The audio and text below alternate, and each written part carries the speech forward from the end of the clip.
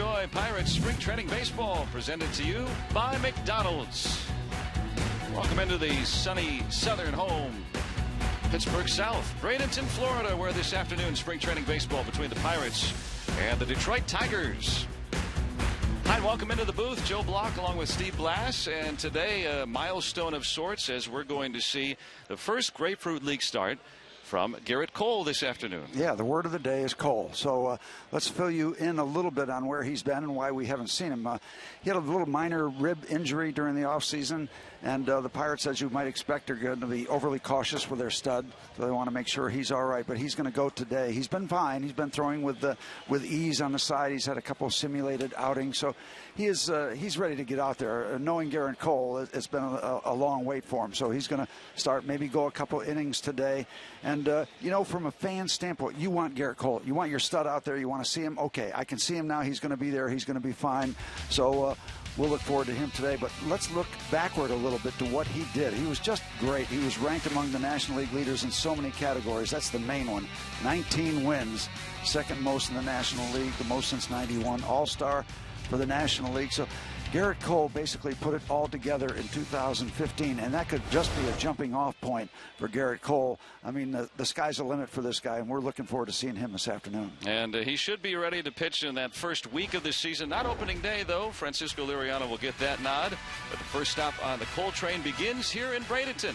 The Pirates and the Tigers coming up next right here on Root Sports.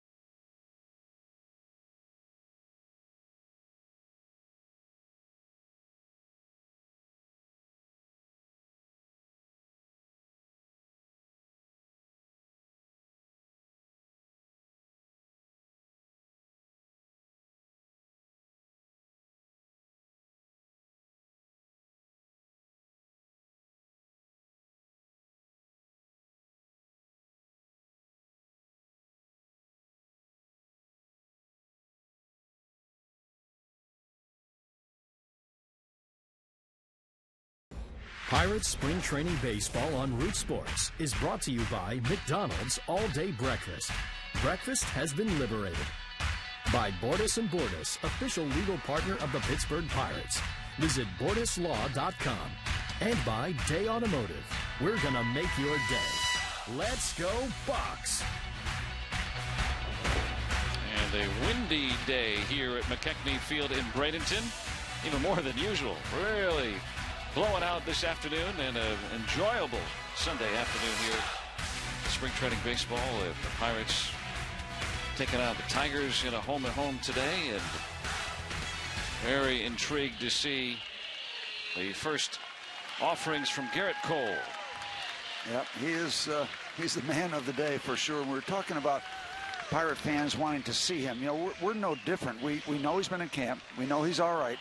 But until you see him, it's still, you're still wondering how it's going to be and how he's going to look. And you know, you don't want to get too high and too carried away on expectations. But he is underway, and that's really the main thing. So we're looking forward to that. Yeah, just a look at him today. This is his first outing, and you know, as we saw a couple weeks ago with everybody else in the first spring training games, they're just getting loose. They're just getting out there and getting their work in to start. Yeah, there's the man.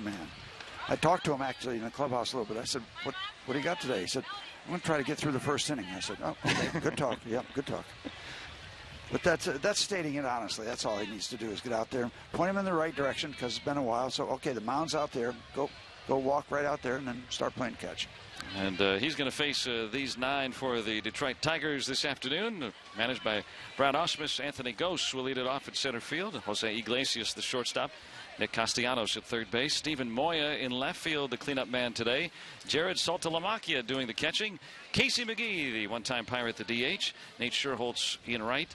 John Mayberry Jr. at first base. Andrew Romine is over at second base for Brad Ausmus's Detroit Tigers. Yeah, this feels like an inter-squad game. We've been playing the Tigers every day, it seems like, and the beat goes on, and we'll face them a good bit early in the season, home-and-home deal. So we've gotten very familiar with the fellows from Detroit. Yeah, 4 times the Pirates and Tigers have already squared off.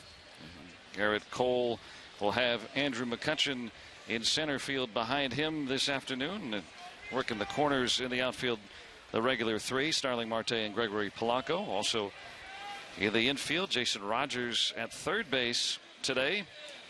It's Jordy Mercer at second base. There's Josh Harrison at second base. John Jaso over at first. Chris Stewart getting the nod behind the plate. He will catch Garrett Cole today, as he does a good bit of the season. And how about we score some runs? How about a little offense? You know, we got the Cole issue is settled down now. He's out there.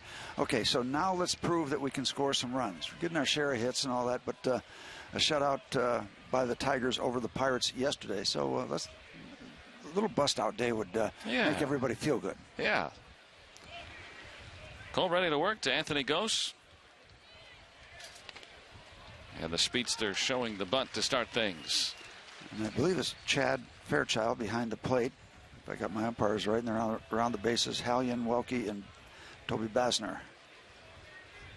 First one at 94 from Cole right off the bat. And another. Yeah, that rib inflammation is what sidelined him. Very minor, but again, you know, when you have something in February, no reason to let that fester at all. And when you have something special, you'll be extra careful. 25 years old, I would expect that he heals quite quickly. And a chance to make sure that just gets out. Ray Surge, no concerns whatsoever about his number 1 guy at the top of the rotation. 1-2. Showing the breaking ball. And if Garrett would have his druthers, he'd like to keep the ball down a little bit because you're talking about that wind out in the field. It is blowing straight out to every direction. It's not blowing to left, not blowing to center. Or it is blowing to center, not to right, just everywhere, everywhere. If I get that squared away, strong wind. Gose hitting it into that wind in right. It's going to be an interesting afternoon. That's a routine fly ball that got out of here, and Anthony Gose gives Detroit a 1-0 lead. Yep, wind aided. Okay, now it doesn't matter that it's the middle of March to Garrett Cole. He does not like to throw home runs, so now that should relax him. He should be just fine right now. He will hear it from all his fellow pitchers after he settles down later on. Gose only hit 5 home runs last year. That just goes to show you that wind really helping matters. Now Jose Iglesias. You know, consider this the first time since the wild card game that Garrett Cole has been out on the mound. He wasn't happy about that one. He's not happy probably about the beginning of this one. But this is a work day. This is a get your feet on the ground day. Yeah, not the pitcher's best friend with the win today. That's better. That ball was hit harder right there than the home run. And Howe right at Mercer for the first out. Yeah, Jordy O'Connor. Hey, try somebody else. That stung. Well, Garrett Cole will not start opening day, and the thought with that was that, you know, he's going to be on April 3rd when the Pirates open the baseball year against the Cardinals, that he's going to be at the 100-pitch plateau and the 6-inning mark as he progresses. And so why limit him on opening day? You know, give him that last outing to make sure that he's full go.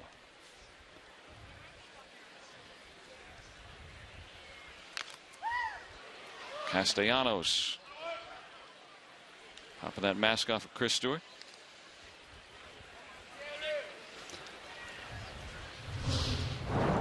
High fastball, piece of the glove, piece of the helmet.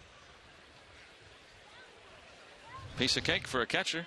I go through that all the time. The usual FL for Florida, spring baseball. Logo everywhere. Good inside fastball. That's what we're looking more for, right? Some location today, and yeah, and you know, the speed will be more than that 92 or 93 we're seeing. That's not an issue either. Up and in is never bad with a good fastball. A little cutter that just missed. Well, now cut fastball at 95. Yeah. Nice to have a little movement on that kind of speed.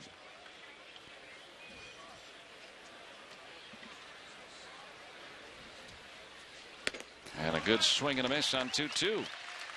There you go. That's better. A couple of good fastballs and then a breaking ball, unhittable, down out of the strike zone, but you get the chase. Looking like everything's pretty sharp early on for Garrett Cole. Yeah, you like them to swing at unhittable pitches, and you're not going to make any contact with that ball right there. Kind of nice to see a Detroit lineup without Miguel Cabrera. I think they're confident he's going to be able to make the club, and they left him back up in Lakeland. Now, we saw him yesterday. We've seen a lot of them. There's Steven Moya in the cleanup role instead. Yeah, both Martinez is back in Lakeland. They had almost the regular 9 yesterday.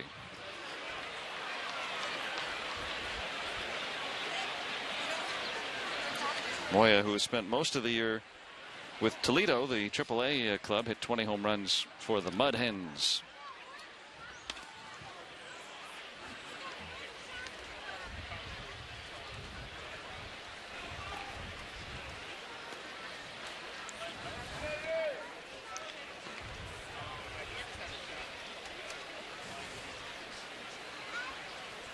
One. Again, challenging. 93 there, and we're seeing him work consistently with both the 2- and 4-seamer between 93 and 95. So a very healthy looking Garrett Cole right off the bat. Yep, a lot of high fastballs, but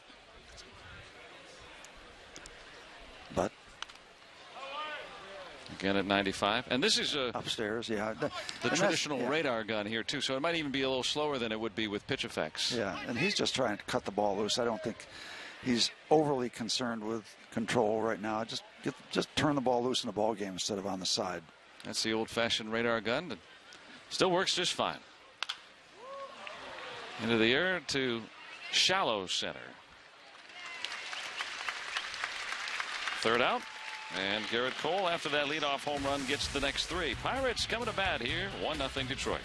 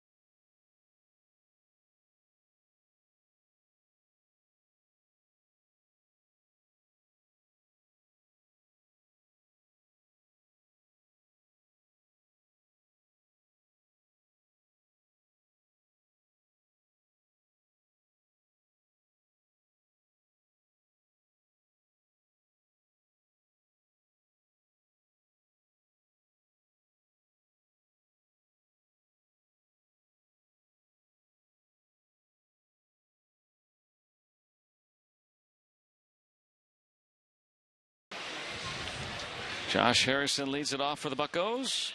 Coming to bat here, down 1-0 against Detroit. And the lineup for the Pirates this afternoon: Harrison, then Jordy Mercer, the shortstop, Andrew McCutchen in center field, Starling Marte cleans up in left, John Jaso at first base, Gregory Polanco in right field, bats sixth, then Jason Rogers at third, Elias Diaz the DH, and then Chris Stewart doing the catching, batting ninth against Matt Boyd, the lefty. Lefty came over from Toronto halfway through the year in the Price deal last year, and won his first major league game, his first major league start last year against the world champs. And, that had to be a thrill. You know, the first time you get called up to the big leagues. Went 7 innings, gave up a run, and got his first major league W. Josh Harrison driving one on the first pitch. Extra bases. And on the first pitch, Josh Harrison rips a double. That's an MO for Josh Harrison. He loves to jump on the first pitch. We've seen it so many times in ball games.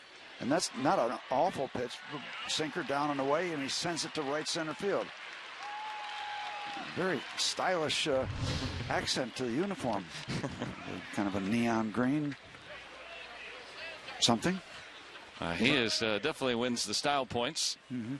But we see that a lot from Josh. Just pick on that first pitch guy trying to get his feet on the ground. Whack. He's in trouble. Now Jordy Mercer.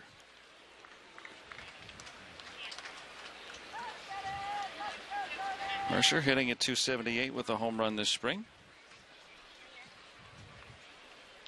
I think we saw that home run up in Lakeland, didn't we? Yeah. We've seen a lot of Lakeland. More Beautiful than area. Yeah. To drive home from. We get to see a lot of the area in between Lakeland and Bradenton. Don't even start. It took us as long to get home yesterday from Lakeland as it took for the ball game. And shouldn't have, but that's all right. Got to see all the sights.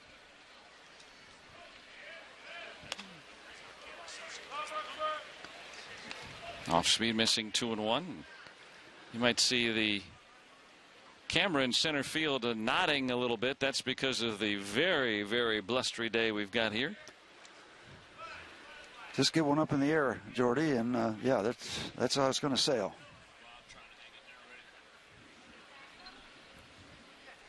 Yeah, that's a scary area right now to be up there. Yeah, they were atop the batter's eye. That's Hodge sitting up there. Oh, that's Rob. I'm sorry. And hi, Rob. That's better make sure you're anchored today. Power up there. I just blow right away. You'd be out in Palmetto by now. No shortstop as Boyd let it go, and he's going to get an out of it, I think, as John Mayberry comes in and makes the play. But Boyd delivered that pitch without a shortstop who was standing on second base. Sometimes it works. Didn't see him cutting in behind Harrison. Now Andrew McCutchen had yesterday off, but last time he batted was on Friday, and he guessed on Jake Odorizzi's curveball. Guessed nicely. All gone. Odorizzi said after that he felt like he never had given up a home run on his curveball in the major leagues. I guess he still hasn't in the regular season.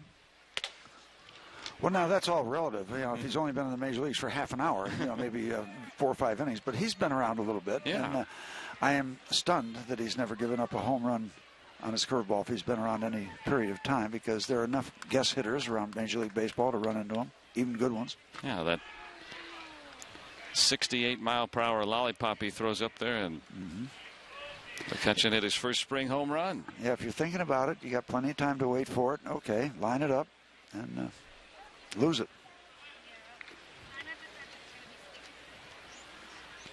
McCutchen now 2 for 13 in the exhibition season.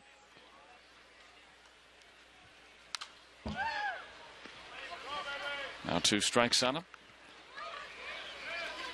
Yeah, and just kind of working every other day kind of thing right now here in the first part of spring training. But when we get down to that, final week or so, these guys play most every day at that point. Yeah, it gets a little more intense. Now, to be quite honest, there's a good bit of marking time when you know you're going to be with a ball club. Get your work in, do your stuff. Okay, here's another day closer to opening day. 3 weeks from today, we start the Major League season with the Cardinals before everybody else. Yeah, first pitch will be thrown in Pittsburgh. Yeah, we start the prom. Hopefully be a very long dance.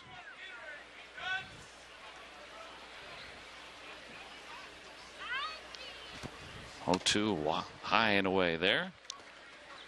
Now, Boyd has been paying a lot of attention to Harrison after that leadoff double. And he's not a power type of a guy, so he's going to need to turn the ball over, and that'll work very nicely today if he can get it done, because you do want to keep the ball on the ground.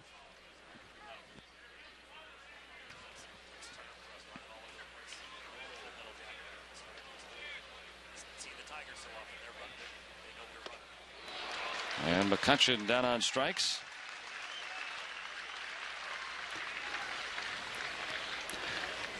Nice pitch delivered by Boyd. Looked to be down and in. Check it out. Not as down as far, but that might have been the guess for something else by Andrew, and he got the hook. And that guessing is a two-edged sword. Well, now the cleanup man will try to do so. Starling Marte after that leadoff double.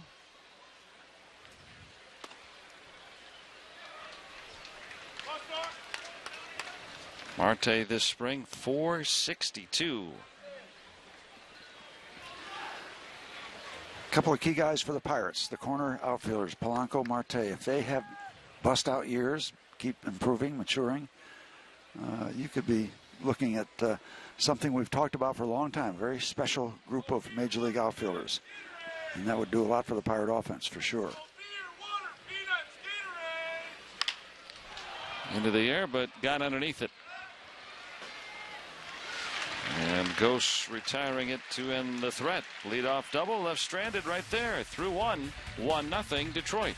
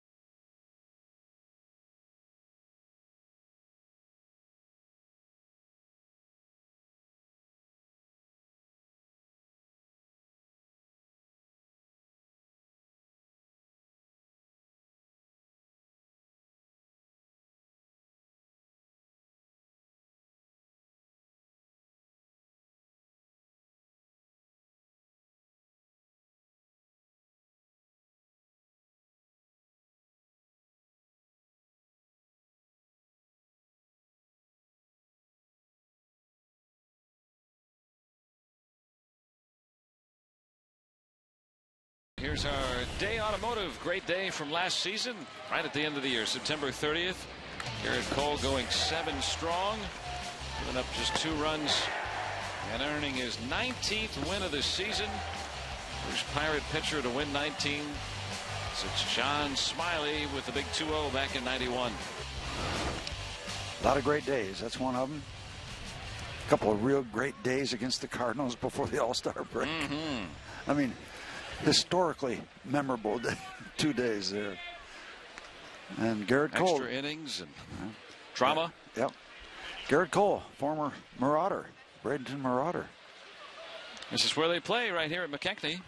He was a Marauder early on. Another product of the great Pirates farm system. We will have as our guest a little later in the broadcast today, Rene Gallo, the director of Latin American scouting for the Pirates. Jared Saltalamacchia right into the shift. And one away.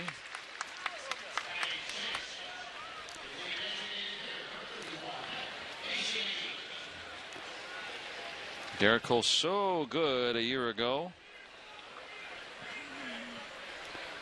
One of the top guys in the Cy Young Award voting as well. Nice looking chart. 208 innings, 202 strikeouts. I mean, his name is all over the top 10 of starters in the National League. Well, you know, you're number one in the country. This is, I can't say expected, but hoped for when you're number one overall. Top draft pick, yeah. 5th in ERA in the National League last year. Top 10 in strikeouts, too.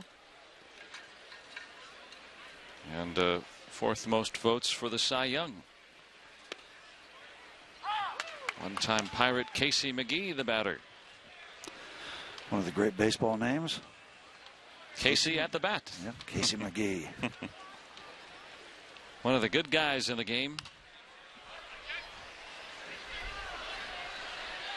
Trying to hook on with Detroit. A late sign just as spring training was beginning. And the Pirates know something about that as they picked up a third baseman just a couple of days ago. David Freese. Hit well to left center. And the Tigers have another. And that's what's going to happen when it's upstairs today.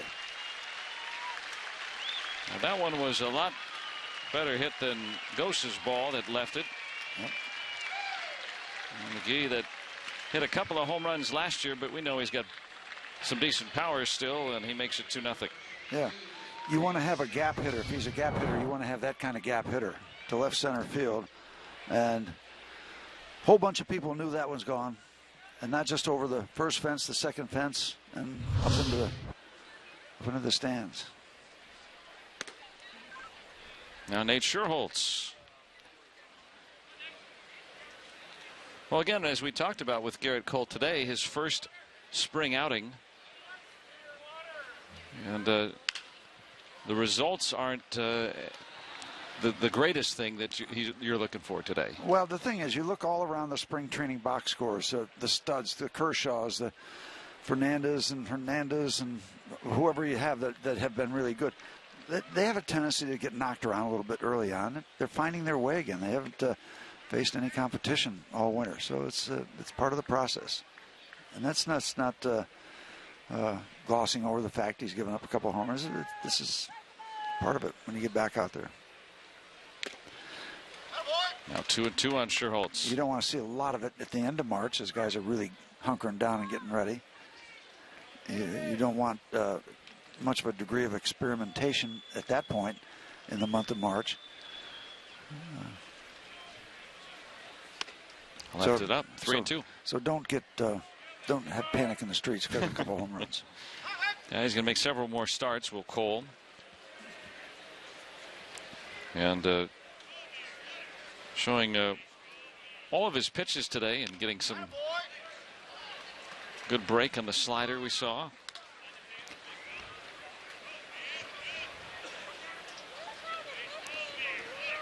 And you don't want to get Garrett Cole thinking downstairs all the time because he's got too much power. But on a day like today, a normal human being pitcher would want to keep the ball down.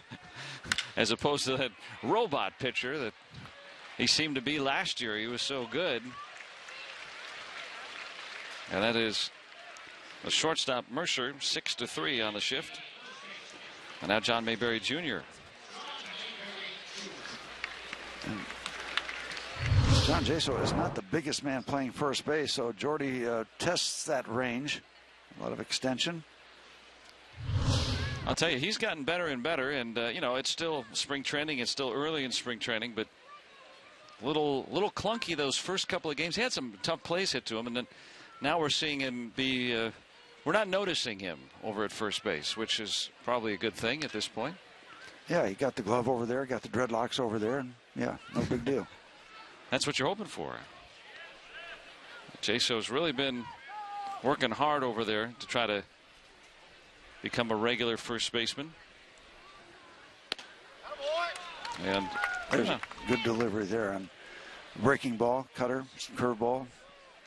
And you'd expect that from Jaso. He's been a guy that has worked very hard even just to get drafted and then make his way to the big leagues.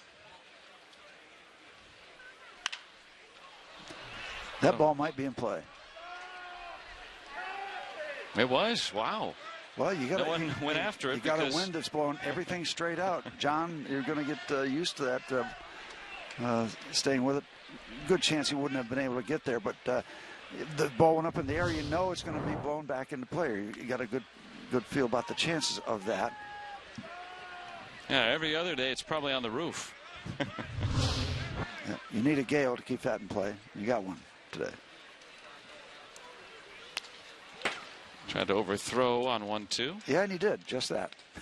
96 though, so we know it's in there. Sandy Koufax did that for 6 years. For 96, nowhere near the plate, and then he started throwing 96 real nice. And he got it all different. Good try there. No takers. Fuller is warming up, left-hander in the Pirate bullpen just in case Garrett gets over a pitch count, which I'm sure he's nudging up against right now. 8th hitter he's faced in Mayberry. All right, so Cole's slated to go 2 innings. What have you seen from him, Steve? Just throwing the ball, trying to find himself out there. A lot of high fastballs. Every once in a while you see a glimpse of 95. Every once in a while, a few pitches, you'll see a breaking ball that looks good. So, yep. Knocking the cobwebs off. Yeah, a day at the Garrett Cole office. Jason Rogers with time. Okay. So, a couple of home runs. Otherwise, unscathed for Garrett Cole.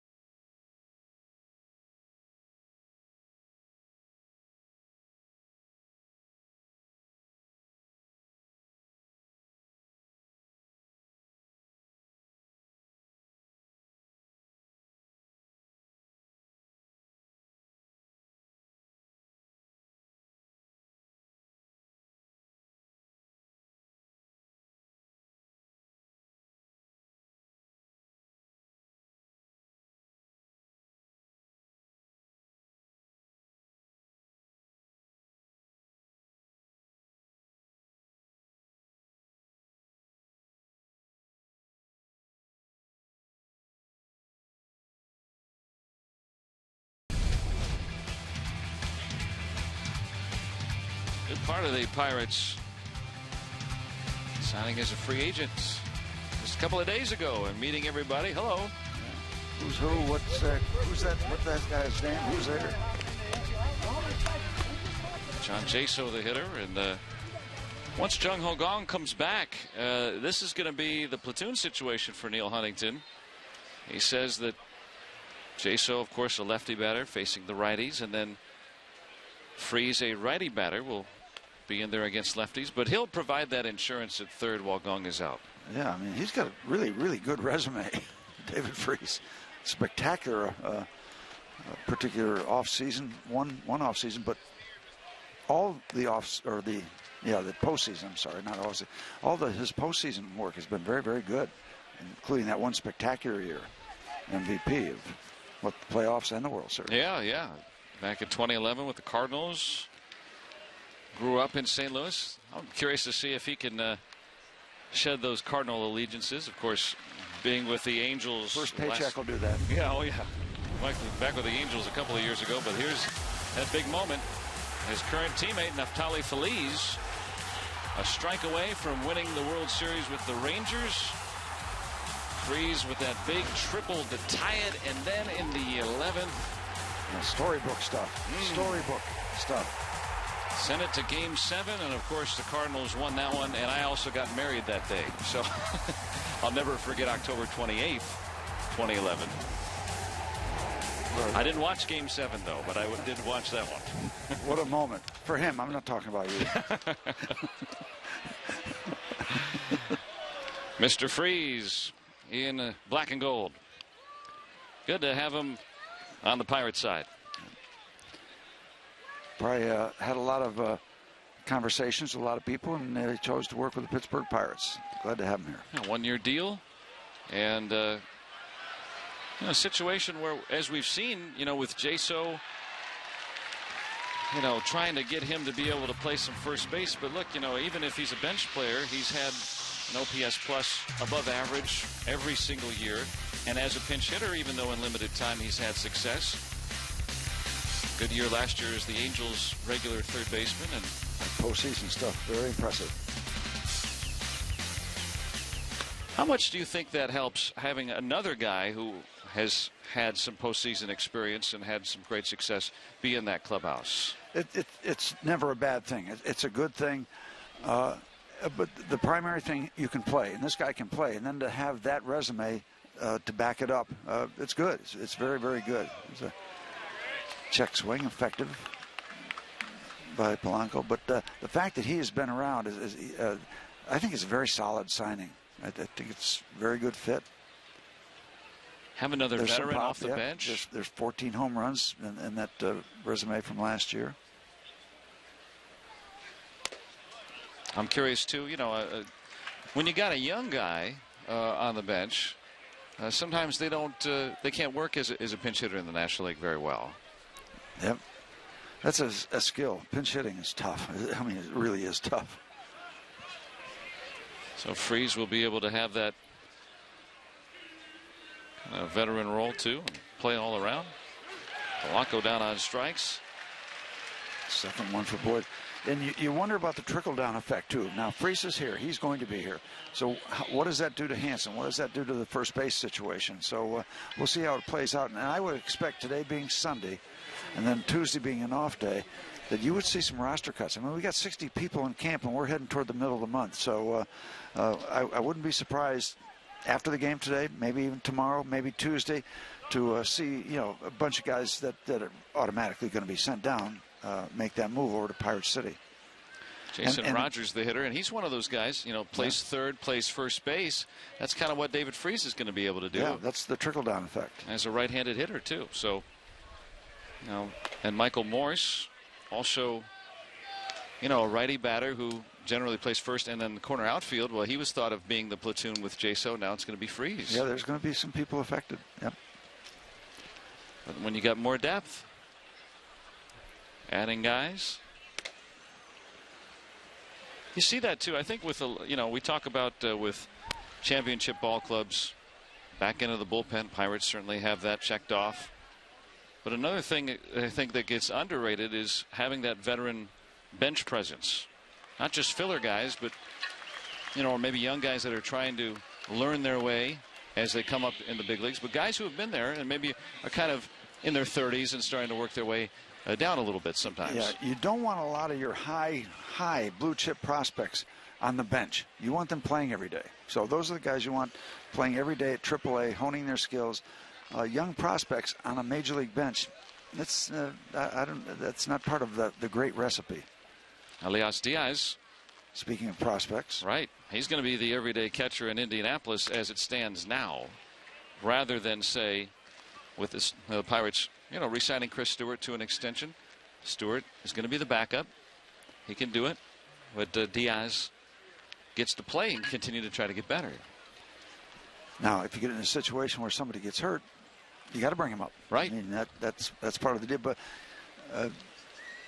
it depends. If Stewart gets hurt, then you got him up here sitting. So it's a catch-22 kind of a thing.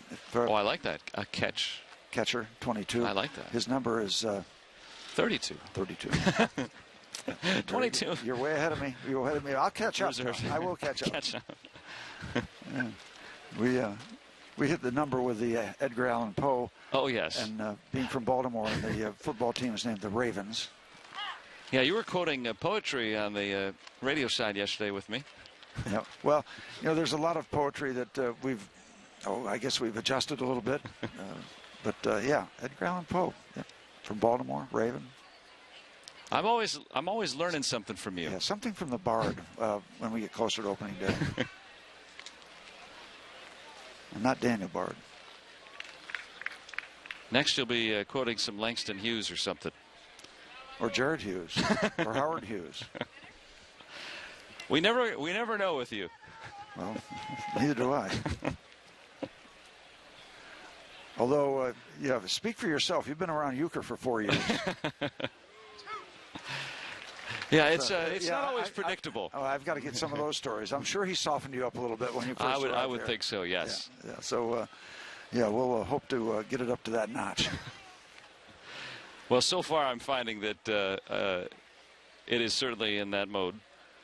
Well, I've got to be on my toes. Yeah, I've got to be get a little more refined to get up to Bob Euchre status. He's something else. He is. We got to get you in some movies. No, it's okay. I'm busy that day. Okay. He's also, unless you've been inducted in the Sausage Hall of Fame, he has that on you too. So I don't know if. Not a chance for that. Oh, okay. Diaz strikes out, and a 2-out walk. Left stranded. Through 2, it's 2-0 Detroit.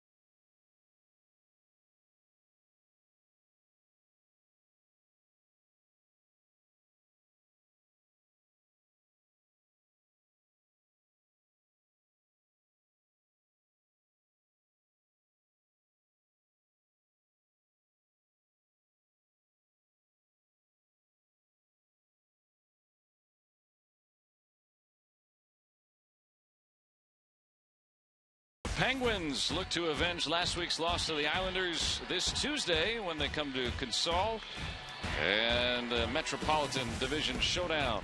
Our coverage begins at 6:30 with Penguins pregame presented by Heritage Valley Health System.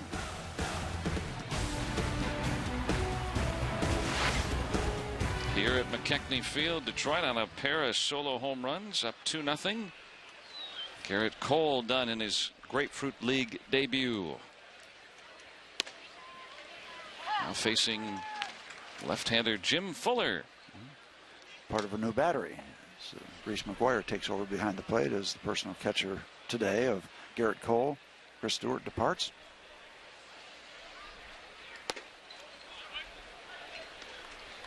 What did you think of Cole today? Well, he was, there's Reese McGuire. A couple of innings, couple hits, couple of runs, the home runs, one wind aided, one crushed. He got his work in. That sounds like there's not much content in that statement, but there's not. He was out there throwing, getting the feel of where he is, what the mound feels like, what the distance looks like, what an opposing batter in a major league uniform looks like. It's just going back to school. First day of September. Andrew Romine cracks his bat.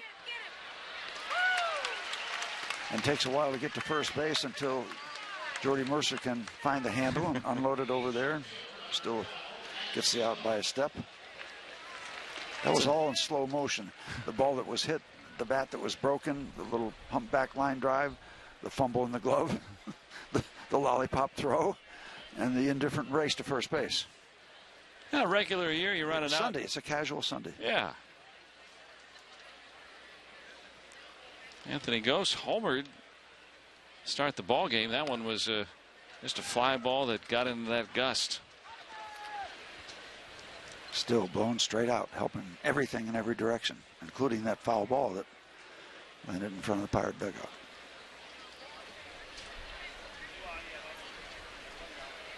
It's out in right field.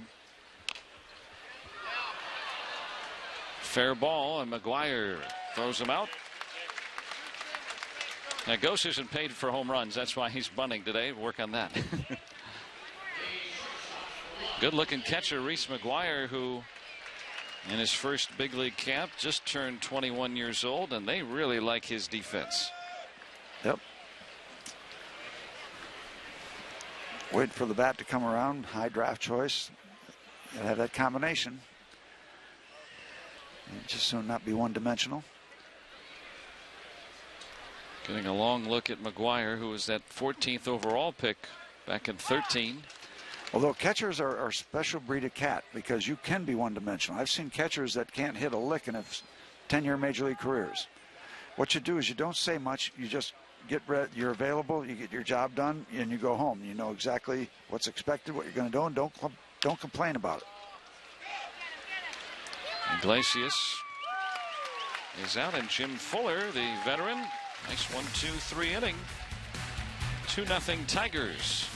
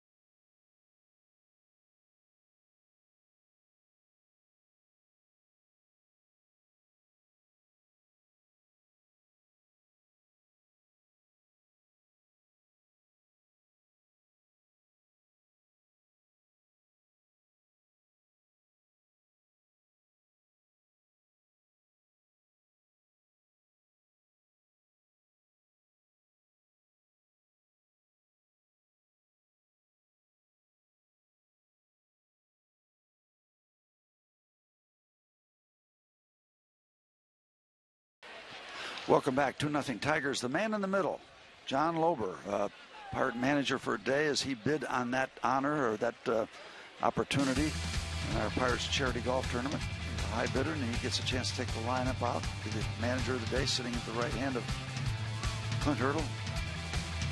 Up there with Manny Sanguine. Part of my fantasy team triumvirate. He and his brother and his dad on my team, and we should have won.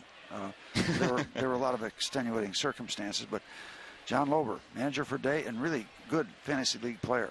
Happy to have him here. And thanks for doing that for Pirate Alumni Charities. I've heard that is a very fun event. My next door neighbor was in it for at least, I think, 1 year. Yep. Well, tell him I tried to draft him, but he's already gone by the time I tried to get to him. Reese McGuire leading it off. Now, what do you do for that now? Do you still pitch? Do you hit? Do you coach? Do you manage? What do you do for that? A lot of no's to the first part of those questions. Okay, all right. I do not pitch. I've tried that, and I have to sign a waiver now. But I'm a manager. Former bigger leaguers are the managers and coaches of the campers teams, and we have a regular draft, which is hilarious. I'd love to film that, and play a lot of games. They play amongst themselves, and then we sometimes go over and play the fantasy camp guys from Baltimore. But it's a week where these guys can be major league ball players for a week. They got their own uniforms, their own lockers with their names. They got their bats. They got their bubblegum cards, and it is a hoot. We've had guys come back 14, 17 years. Wow. And it's a good time. It really is. What ages are these guys? Yep. No, from 35 on up onto whatever. And John and his brother, his dad, John, they're great Pirate fans, and they came as a group. And it's just a really good time. And, they find out early in the week that we don't love the game of baseball any more than they do. So there's common ground that is found very quickly, and the stories and the camaraderie, and hanging out with them before, during, and after the days. It's just a lot of fun. It's been very successful. I absolutely love it. Josh Harrison's going to be 2 for 2. Look at that hustle right there. A double. The Green Hornet. Pair of 2 bases for Josh Harrison today, and I like seeing that, the Pirates being so aggressive on the bases here this spring. We've told you ever since Josh arrived in the big leagues that he is a spark to this ball club, and there's part of that spark right there. Just forcing the issue, taking the shot, getting away with it. Got the play in front of him. That's his style, and he's fun to watch, and we love seeing him do that. So 2 doubles for Harrison. He's got both hits for the Pirates. If I'm not mistaken, maybe Boyd got a little piece of glove on that, but it did escape. And then as it slowed down, gave him the opportunity. Perhaps that made a difference. Now up to Jordy Mercer to bring him in. So we're talking about the difference in offense at second base. Neil Walker's going to have more home runs. Josh Harrison has more speed. So does that kind of balance out the fact that he's going to get more score situations on a single to the outfield when he's on second base, as opposed to Neil not having that kind of speed? Will it even out that his speed will balance the lack or the difference in home runs? Now he'll hit Josh will hit 10 a dozen home runs. So I don't, in terms of offense, I love Neil Walker. I absolutely love him. But I think we're going to be okay at second base. Still getting above average offensive production from the position either way. And as long as you get across home plate. Yeah, that's the bottom line. So I'm not concerned about second base. I think we're going to be all right there. I'm going to settle things down at the corners and get Gung back and have him do what he did so beautifully before he got hurt. And then Jaso and Freese over at first base. And so, yeah, you don't see as many home runs, but you see guys that make more contact and get on base. See how that plays out over the course of a year. There's that wind wreaking havoc. Yeah, and another example of what can happen. What you do when it's windy like this, you know it's windy. So understand, go back as far as you can. You can always come back, and that ball is really going to come to meet you if you go too far. So don't play it to time it, getting out where the ball is going to come down just when it does come down. Get out there where you can move around a little bit and be flexible. Probably an easier play for Sherholtz too with the wind today. Coming in on it. Yeah. Well, he's going to have an angle, but as a second baseman, go out, get out there in a hurry, and see where you are. And Well, we'll take the hit for Jordy, I guess. Is it a hit? Yes. Thank you very much. And now, with Harrison scooting into third. Let's get on the board. It's been a while. Andrew McCutchen. Good guy to have up. Down a pair. Familiar scene of Andrew McCutchen with that bat right on the shoulder, and then, like, cocks it up, and now it's showtime. It's like you've got a gun you're going to shoot. Okay, so let's get the bolt action going up off the shoulder, and then run into one. I see a big ride. And there's a base hit for McCutchen. Harrison trots in to score, and the Pirates on the board. It's 2-1.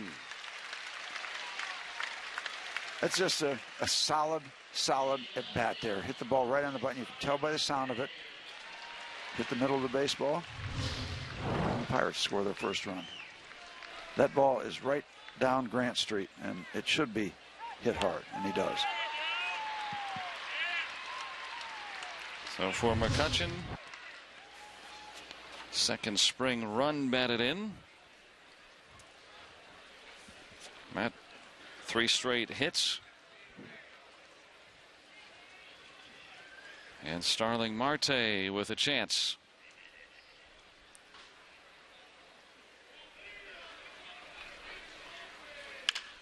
Uh-oh. Into right field, and there it goes. A home run for Marte. Starling Marte goes opposite field. A 3-run home run, and the Pirates are up 4-2. Yeah, a little wind aided, but it was going to be a gap shot against the wall on the warning track, and it just had that helping, carrying wind. And there's your offense. There it is. It was there. It's like Cole. We knew it was around. We just didn't see it. No, we see it. Makes that a big inning, and like how he stayed back on the ball too. Well, he's got really good power to all fields, and then you get a little wind to help. The ball was hit very, very hard. The last 2 balls really drilled. Ball by McCutchen and then Marte. And Boyd flip up the breaking ball, and Marte with his first spring home run. He has been hot. Check it out. Boy, that looks sweet, doesn't it? Yep. And those home run swings look so good. Such an easy swing. Jaso to the shortstop.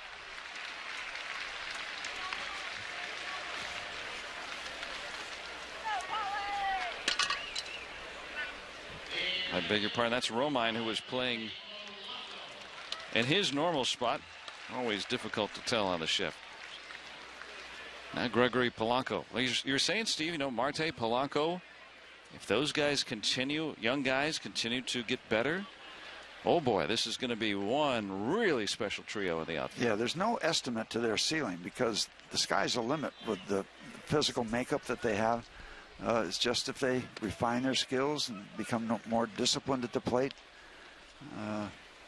it'll be fun to watch if they fulfill their potential. What a risky statement. Potential is filled, or if it, the word potential is such a tough tag to put on somebody.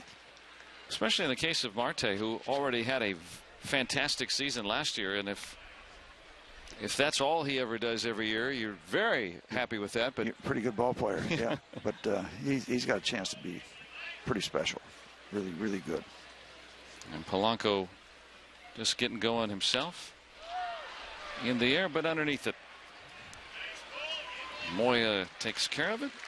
And the Pirates storm for 4-2 Buccos.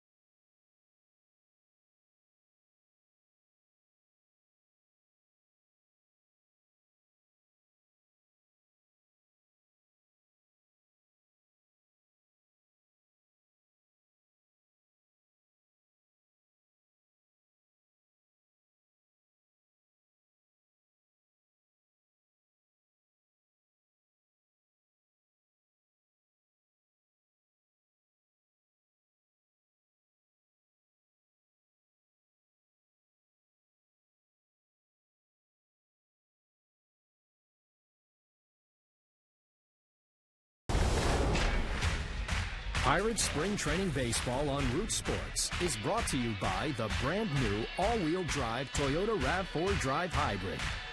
There's so much to discover with just one tank. And by UPMC, life-changing medicine. Let's go Bucks! 4-2 Bucks. How's that look? A lot better. They bust out with a 4 spot thanks to Mr. Marte's shot over the right field wall. And coming on to protect that lead, Tony Watson. He does a lot of that sort of thing. He's had 3 appearances, and he's given up 1 run. He has not walked a batter. That's part of his strength. Tony Watson's been just fine. Making appearance number 4. Fuller, a nice 1-2-3 inning for Jim Fuller. Watson getting his work in with the lead, as we will see him most of the year. Nick Castellanos. You know, I wonder if anybody's ever been tempted in the case of a Watson and Melanson, the way they're throwing so well here in March. Okay, we know you guys are ready to go. Sit down. Don't do anything for the rest of the month. And just put you out there 1st of April. That isn't done. But it almost looks like you could do that. You know, save their arms for any more meaningless work. We'll just plug in April 3rd. Well, some of the late relievers, Mariano Rivera comes to mind. We saw him yesterday. K-Rod, Francisco Rodriguez, in his time with the Brewers. Some of the late inning guys, they will ask to only pitch maybe that second half of spring training. Get 5 innings in, and they're ready to go if that's what they like to do. Sure. Out in front of the off-speed pitch. Marte couldn't quite get there, and Castellanos will be in at second base. He almost became the official star of the game if he makes that play with the home run and that catch.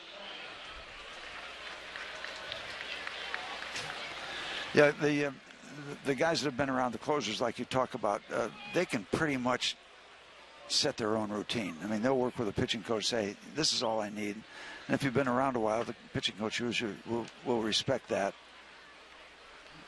But you've got to have a lot of credential to tell the pitching coach, here's what I'm going to do in spring training. You got to have a lot of drag. Certainly Rivera did. All-time saves leader. Or as my poker playing buddies would say, you got to have a lot of glue. Now, how good are you at those games? How much glue do you end up with? Well, they came and took the sofa away the other day. Yep. I had my fun.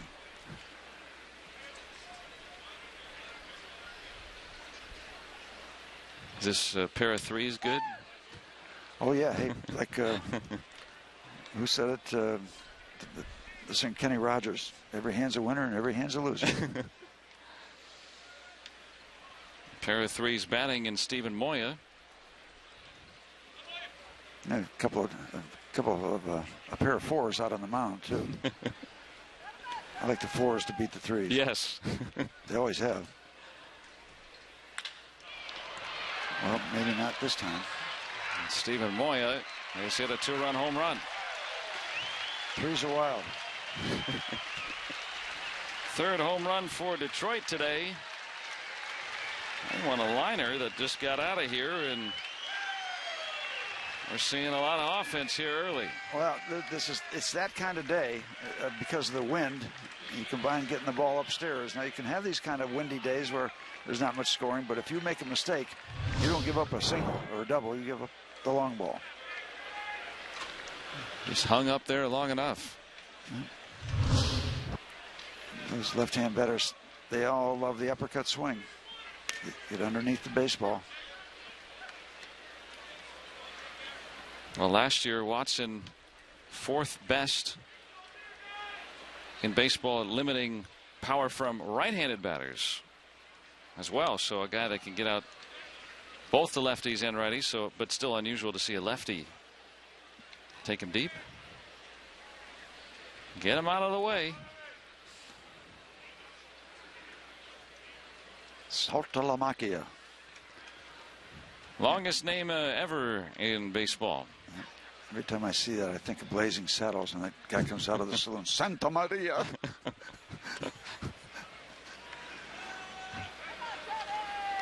They should nickname him Pockets. Oh, that is a lot of letters.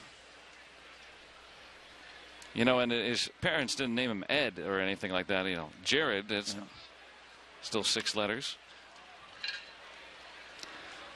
Into that breeze, and so the outfielder, McCutchen, calls off the infielder. Probably the smart call today. You're the only one I haven't told this to, so I'll run it by you. When I first came up to the big leagues, the Cardinals had a short guy, wasn't big in stature, maybe 5'8", 5'9". What's that like? He was, yeah, okay. His name was Larry Backenhaster. Okay. You could not tell on the back of his uniform where that started and where it ended. It was like a circle. He wasn't big, so you got it? Okay. That was interesting. Pocket to pocket, right? Yeah, pockets, like you said. Yeah, at least Saltalamacchia has got a little girth on him. Yeah, a little separation.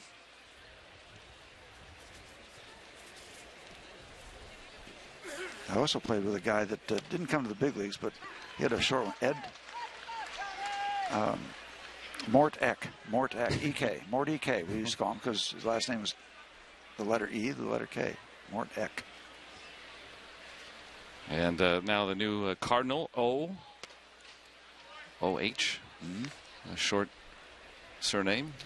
Probably the shortest name in baseball I can think of was old catcher Ed Ott. Yeah, Pirate, yeah. But think of the headline writers in St. Louis with O-H. Oh, what a shot he hit. Or what? Oh, what a play. The Korean pitcher coming over. And there's a lot of different. Oh, what a home run I gave up to Sadahiro. Oh, no. Pirates win again. Yeah. Oh, no. Hopefully we'll see that headline in the Post-Dispatch. Now Watson dispatches McGee. So 2 gone. Nate Scherholtz coming up. And this year's Pirates home run 5K and 10K presented by Allegheny Health Network in Highmark, set for Saturday, April 16th. Participants receiving a Tech t-shirt and a ticket voucher good for a Pirates game. Families, you can join in the Chick-fil-A 1 Mile Family Fun Run as well. You can register today at pirates.com/homerun.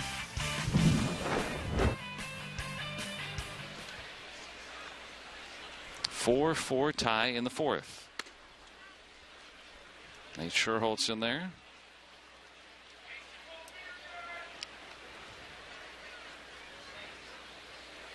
We've seen 3 home runs for Detroit. Starling Marte, a 3-run home run for the Pirates. You know, there's another situation of the progression of the month of March for an established pitcher. Sometimes around the middle, before the last week, you can actually go out there and just get careless. You know you're ready to go, and you can get indifferent. You lose your concentration. You lose your interest.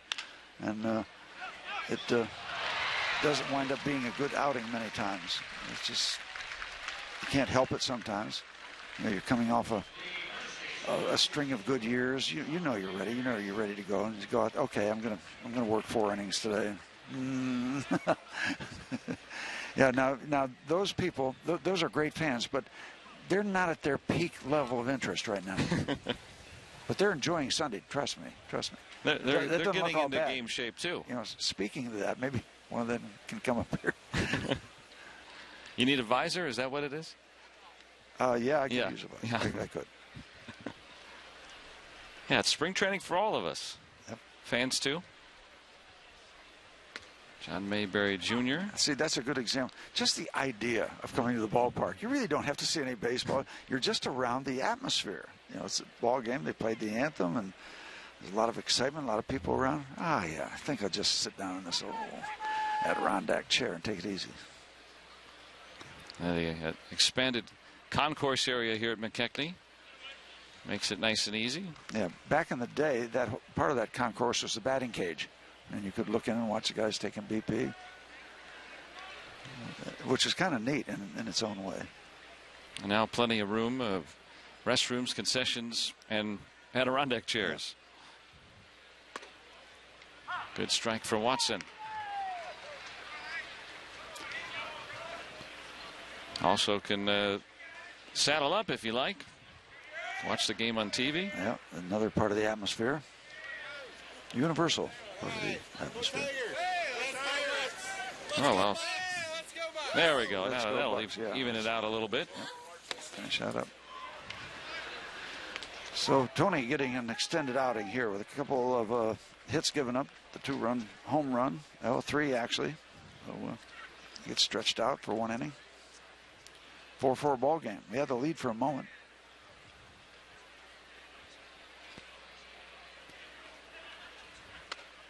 Just missing inside.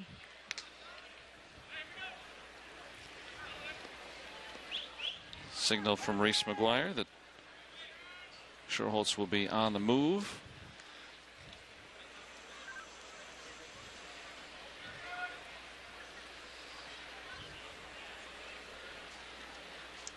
Three-two. Fouled it off, and let's look at our Barrel Automotive League leaders and the National League team leaders from home runs per 9 innings from last season. The fewest given up, and the Pirates were the team that basically gave up the fewest home runs in the league last year. Yeah, take a look at the chart. 3 pretty good ball clubs limiting home runs. Pirates, Cardinals, Cubs. Probably most surprising, the Cubs in that ballpark. But you know what? Wrigley doesn't play as small as I think we give it credit for sometimes. Yeah. The wind blows in more than it blows out, I think. Yeah, we assume that just because it's small and it's the Windy City. But they used to be able to get an idea of which way the wind was blowing by watching the visiting bus when it came up. If the starting pitcher on that bus for the visiting team didn't get off the bus, you knew pretty much it was blown out. Yeah, take me back to the hotel. Don't even need to look at the flags, huh? Yep. Yeah, the Pirates, you limit those home runs. It's elementary after that. My dear Watson. Yes. Indeed, a couple of strikeouts for the lefty, but we're tied at 4.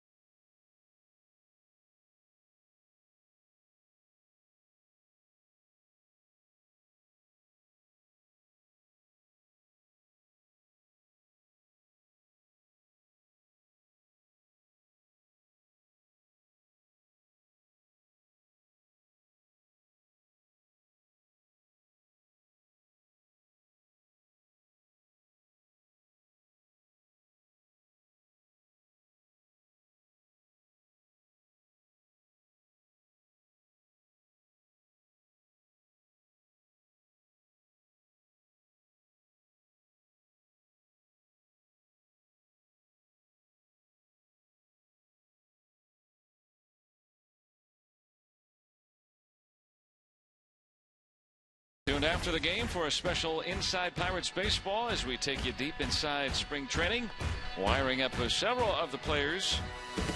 And you can go inside for the drills as the Pirates get prepared for the upcoming season on Inside Pirates Baseball Spring Mic Up 2016. Debuting today after the game right here on Root Sports. Jason Rogers in this 4-4 tie. Spring training baseball brought to you by McDonald's. And one of the neatest days of spring training for the married guys who have their family here, an off day Tuesday. Yes. They can go fishing, they can have a picnic, they can go to the beach with the family. You're working days primarily, 99% of the time. So now you get to have a day. Well, these guys, you know, the game started on March 1st, but these guys have been down here for about a month now. Mm-hmm. And they have not had a day off. Had about a half a day off the day before the game started, and that's about it. Afternoon off. So a chance for them to just recuperate and kind of get back into the relaxing mode here down in Florida. Mason Rogers with a pair of walks. And you would think that Matt Boyd is kind of stretching himself out a lot, and he would need to have a tidy bottom of the fourth to finish it off.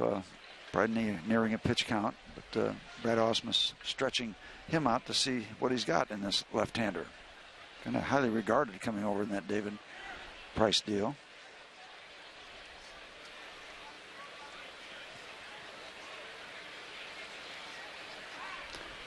Do I have it right? I see you're on the typewriter. Was he part of the Price deal? I believe so. Okay, thank you. Because I do a lot of guessing. I'm just I'm just going off of what you're saying. Don't do that. It's dangerous. I'm used to being corrected, so I'm going to check the book. Did you call my computer a typewriter? Yeah, you're typing. Oh, okay. Just making sure. Yeah, the David Price deal also came over with Daniel Norris, who was part of the mix for a Tiger spot in the rotation.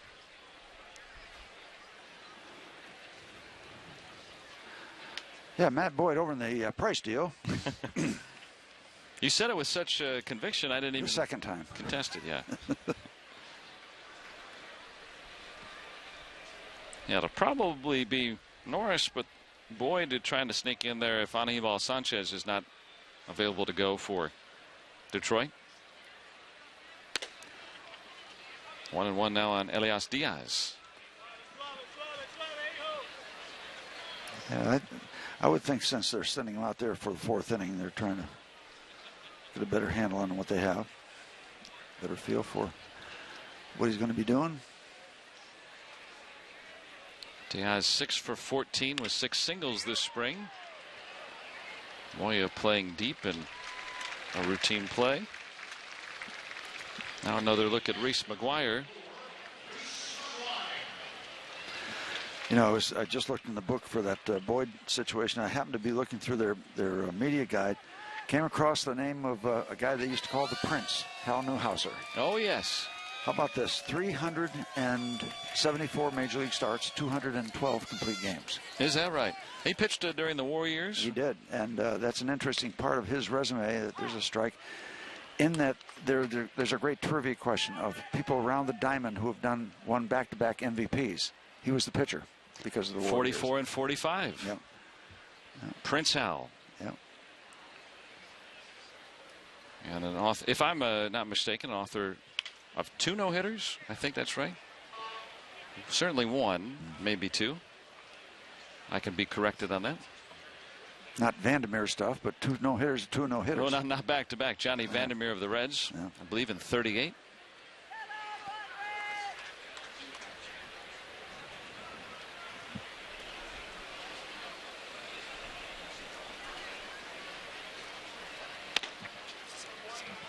And Reese McGuire. Good take there. Yeah. Trying to see what we know. Now, you were telling me yesterday, Steve, that when you were a boy growing up in Connecticut, you were a big fan of Cleveland. Yeah, I think Hal was there in that 54 year. Could that be right? That Hal Newhouser was part of that staff? I'm going to take a look at that. That's a long shot. I know Bob Feller was part of that group. Well, I am going to look it up. Hal Newhouser did not throw a no-hitter. So. Nor did he throw 2. Right. Not even. Yeah, not even 2. Less than 2. But yeah, Cleveland winning the pennant in 1954 and winning all those games, 111 wins. Great call. Hal Newhouser at 33 was out of relief that year and an effective reliever. And Ray Narleski and Don Moissey, who had the largest ears ever in Major League history. I've got one of his baseball cards. I can picture that. McGuire into center. And Ghost comes on.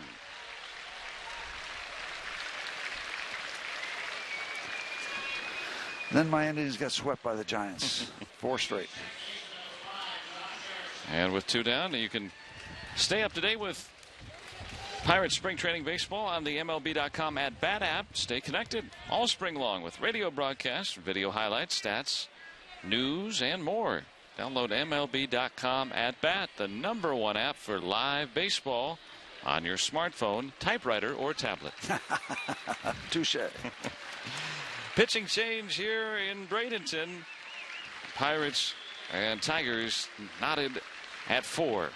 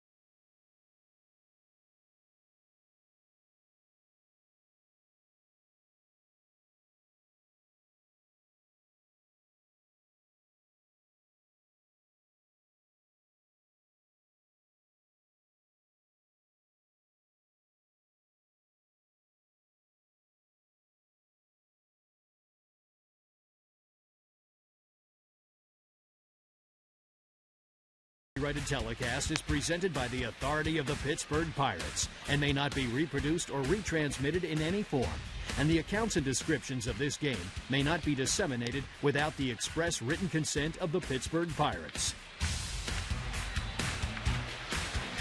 4-4 deadlock. Great day for baseball here in Bradenton. Warm and breezy, and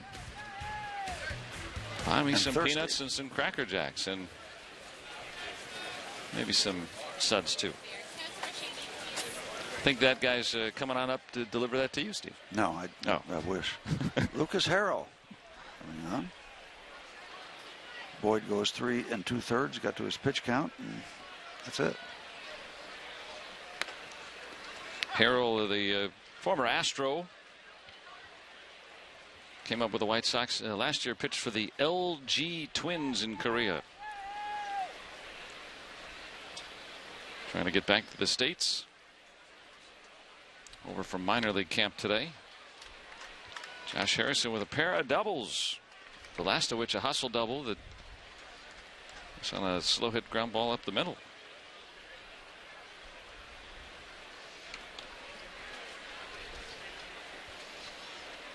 Came around to score on a McCutcheon RBI single, and then the big blow, the 3-run home run by Starling Marte.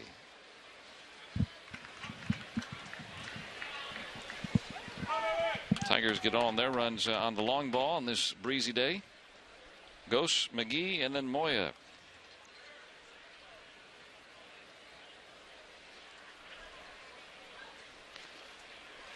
There goes Rogers, and he will get in with an extra base. Yeah, I love seeing that because they work on it so much early in spring training before they even get close to the games, of just somebody standing halfway between the mound and home plate, having your catcher just throwing the ball down in the dirt, and having your guys at first base with that feel of when to go.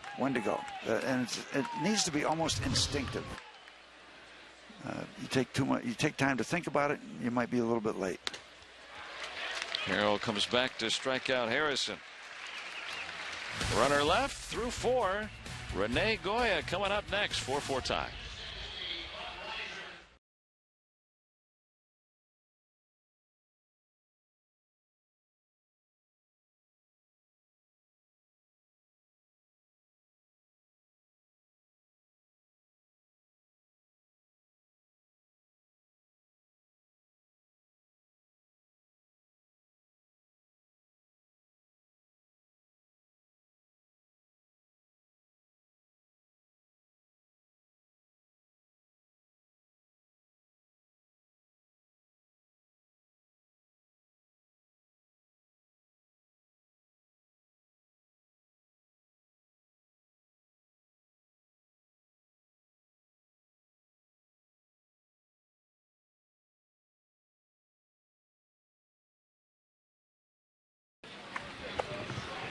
Nombre? Starling. Starling Javier. Oh, really? Good? See, if you notice, this is his natural position. But I put him in the outfield, because he ain't an infield. Who? Just a little bit too stiff. Which one? This guy. This is that guy who was thrown from the outfield, the red guy that ran. He was the fastest guy.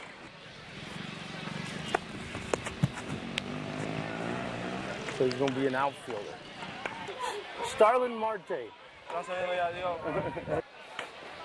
¿Cómo se dice? Okay. Thank you. Thank you. You happy? ¿Te sientes bien? Sí, me siento bien. Very good, happy. That was 9 years ago. And now look at the product right there. Starling Marte. And pleased to be joined by the Pirates Director of Latin American Operations, Rene Gallo, joining us here. Rene, thanks for coming up here. It's an honor. Thank you. Yeah. Now, what was that experience like for you just now seeing that video from 9 years ago? Yeah, it's surreal to a degree. I mean, you know the odds of that happening. I mean, I've signed a lot of guys, but to have the guy actually on film and then, you know, get to the major leagues and then, you know, be an everyday player, win a Gold Glove, you get a better chance of winning the lottery. Exactly, and yeah, but it's a wonderful trip, and I think I have the story right that he presented you with a glove that had that label GG, yes, Gold Glove on it. That had to be a treat because you've both come so far from that day. It's got to be wonderful. Yeah, yeah, and it kind of makes me a little emotional, but yeah. Well, you've had a lot of emotions because you've seen a lot of young men and you've seen a lot of men come a long way. Speaking of a long way, I remember playing in Santiago in 1963, going to winter ball, great brand of baseball. But the operations in the Caribbean have come so far since then with the academies, and you've seen all of that. Yeah, I coincide with the Major League office opening in the Dominican, so I've seen it really transfer from what you saw to what we have now, which is really, you know, facilities that look like this in a miniature level in the Dominican Republic. And that's great. I mean, I've been fortunate enough to work for two teams with Cleveland initially and now with the Pirates who policed themselves before people had to come and tell them to do that. So I'm proud of that. You know, even when there were no rules, the Indians and the Pirates were treating people with dignity. And that's, I would say that's the foundation. Yes. That's where everything starts.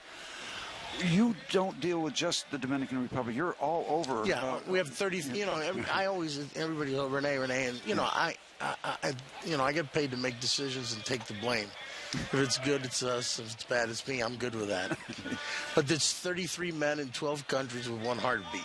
That's the octopus you talk about. That's right. That's all the tentacles in one heart. Yeah, I've heard that story. It's a wonderful analogy. It's and it really is like that. You know, and we have some guys that I try to duplicate myself, so we're on the same page. If they were to sit here and started talking about the philosophy, we all talk the same language. We row in the same direction. So that's really as great as it is, and our job is to bring players that are not only going to play in the major leagues but change the culture of a place and turn us into a first division team.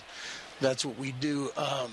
The real blessing has been able to work with these guys. It's been a wonderful experience. Another guy that you had discovered, so to speak, Gregory Polanco in the game today, and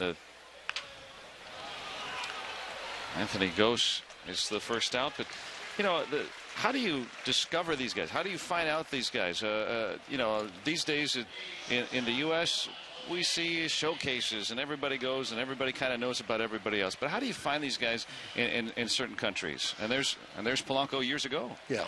Sonny looked like he was a sick giraffe. Now he looks a lot different. Only you could say that. Only you can say that. Yeah, understood. But yeah, you know, we is it a series of just day after day clinics inviting kids or seeing kids and giving them a chance to show you things? What happens is, you know, people think that they don't play baseball in the CBA. They do play baseball, and a lot of these programs, they play against other programs. Now, the difference is everybody doesn't have the same uniform. It's not that pretty coordinated, but it's baseball nonetheless. And our guys show up, and we give one coach of ball and another coach of ball, and we put up a lawn chair and we watch you play. Day after day after day, every day. And that's then the grind. When we like a guy, we're going to go there and we're going to see him when he's going good and when he's going bad. And, you know, unlike a lot of other teams, we believe that one in the hand's better than two in the tree. So when we identify a guy, we're not only going to, you know, I mean, anybody can sit here and say, oh, he's got a good arm.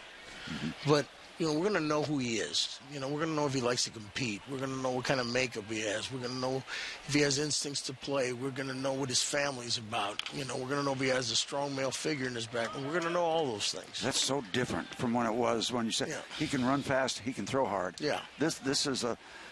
That is one of the things that astounds me. The research into the person, the background, everything about him, around him, from him. Yeah. That's not.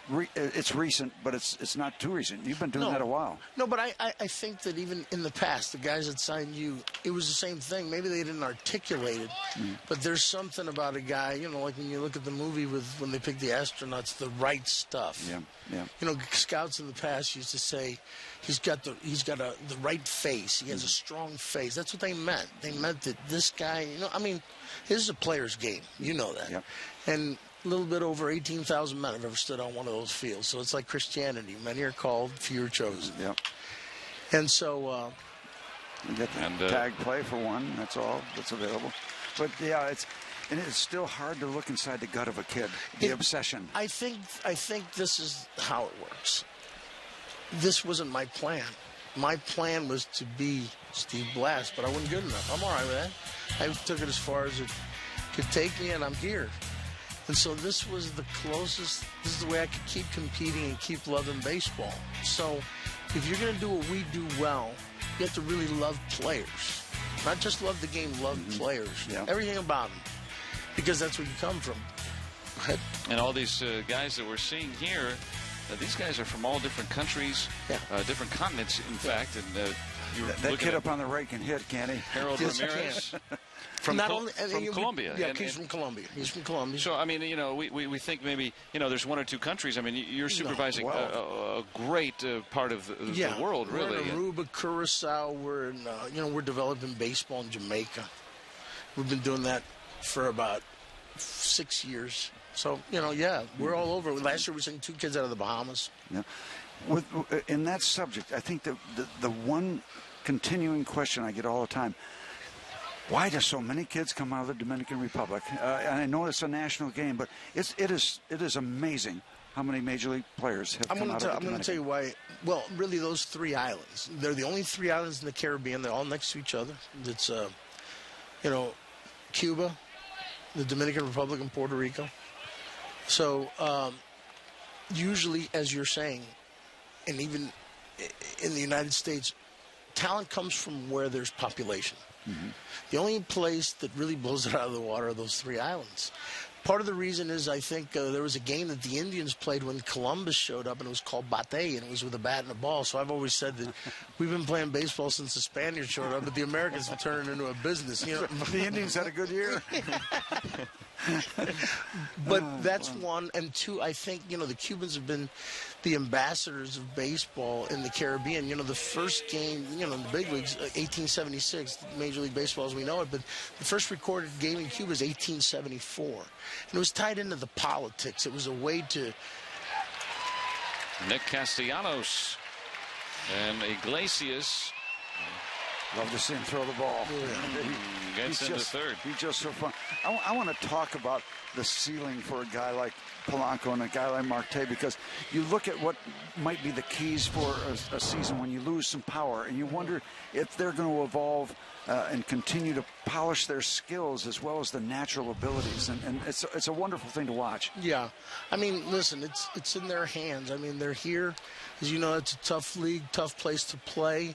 And then, you know, once you get on the map, now everybody's gunning for you. So, obviously, the Major Leagues is a place where the gifted comes together with using your head. So that's something they have to do. And it's tough. There's a lot of stuff, as you know, coming at you, even more so in this day and age with Twitter and this and that. So I think if they can just keep themselves locked into baseball.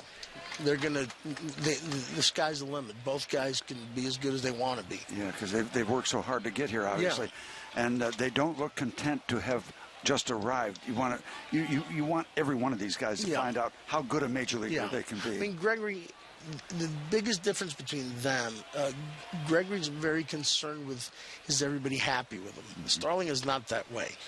Okay, so he's a little more locked in about. Yeah, Starling's like, hey, listen, he can.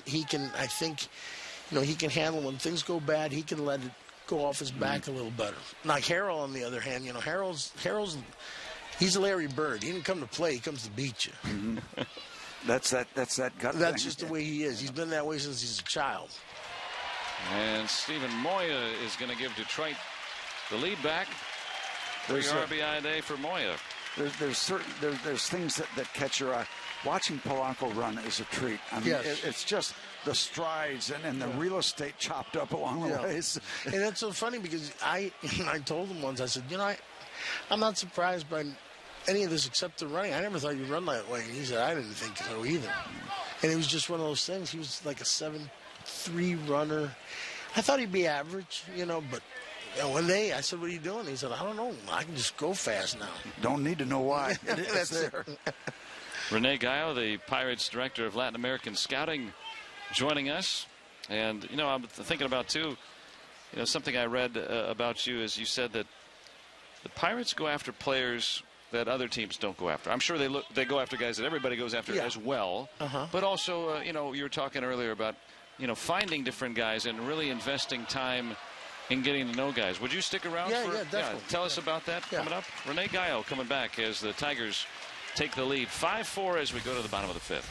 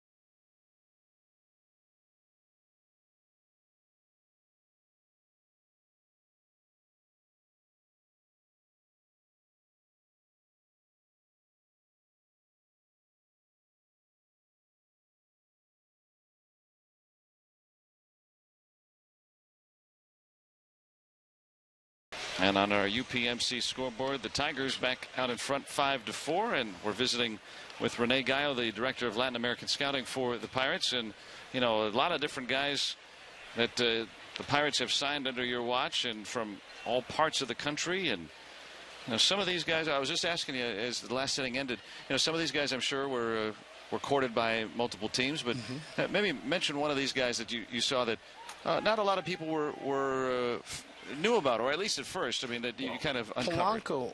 Polanco was he was being showcased as a pitcher. Okay. But I would go see Willie Garcia. Willie's the guy that got the most, well, except for Harold, who, but Harold comes in that era when all of a sudden the money started getting a little bit too much. But of all the guys before that, Willie Garcia got the most money. So I go see Willie, and while I was seeing Willie, he couldn't pitch all the time, so I would watch him play the outfield. And I ended up seeing that he was a pretty good player, you know. So I went up to him one day and just told him, I said, hey, you're a good outfielder. He goes, that's what I am. He goes, I hate this pitching stuff.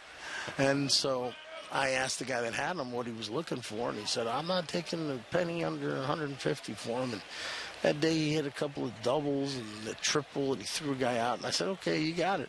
I said, but he's an outfielder. He goes, do whatever you want. That's what he told me.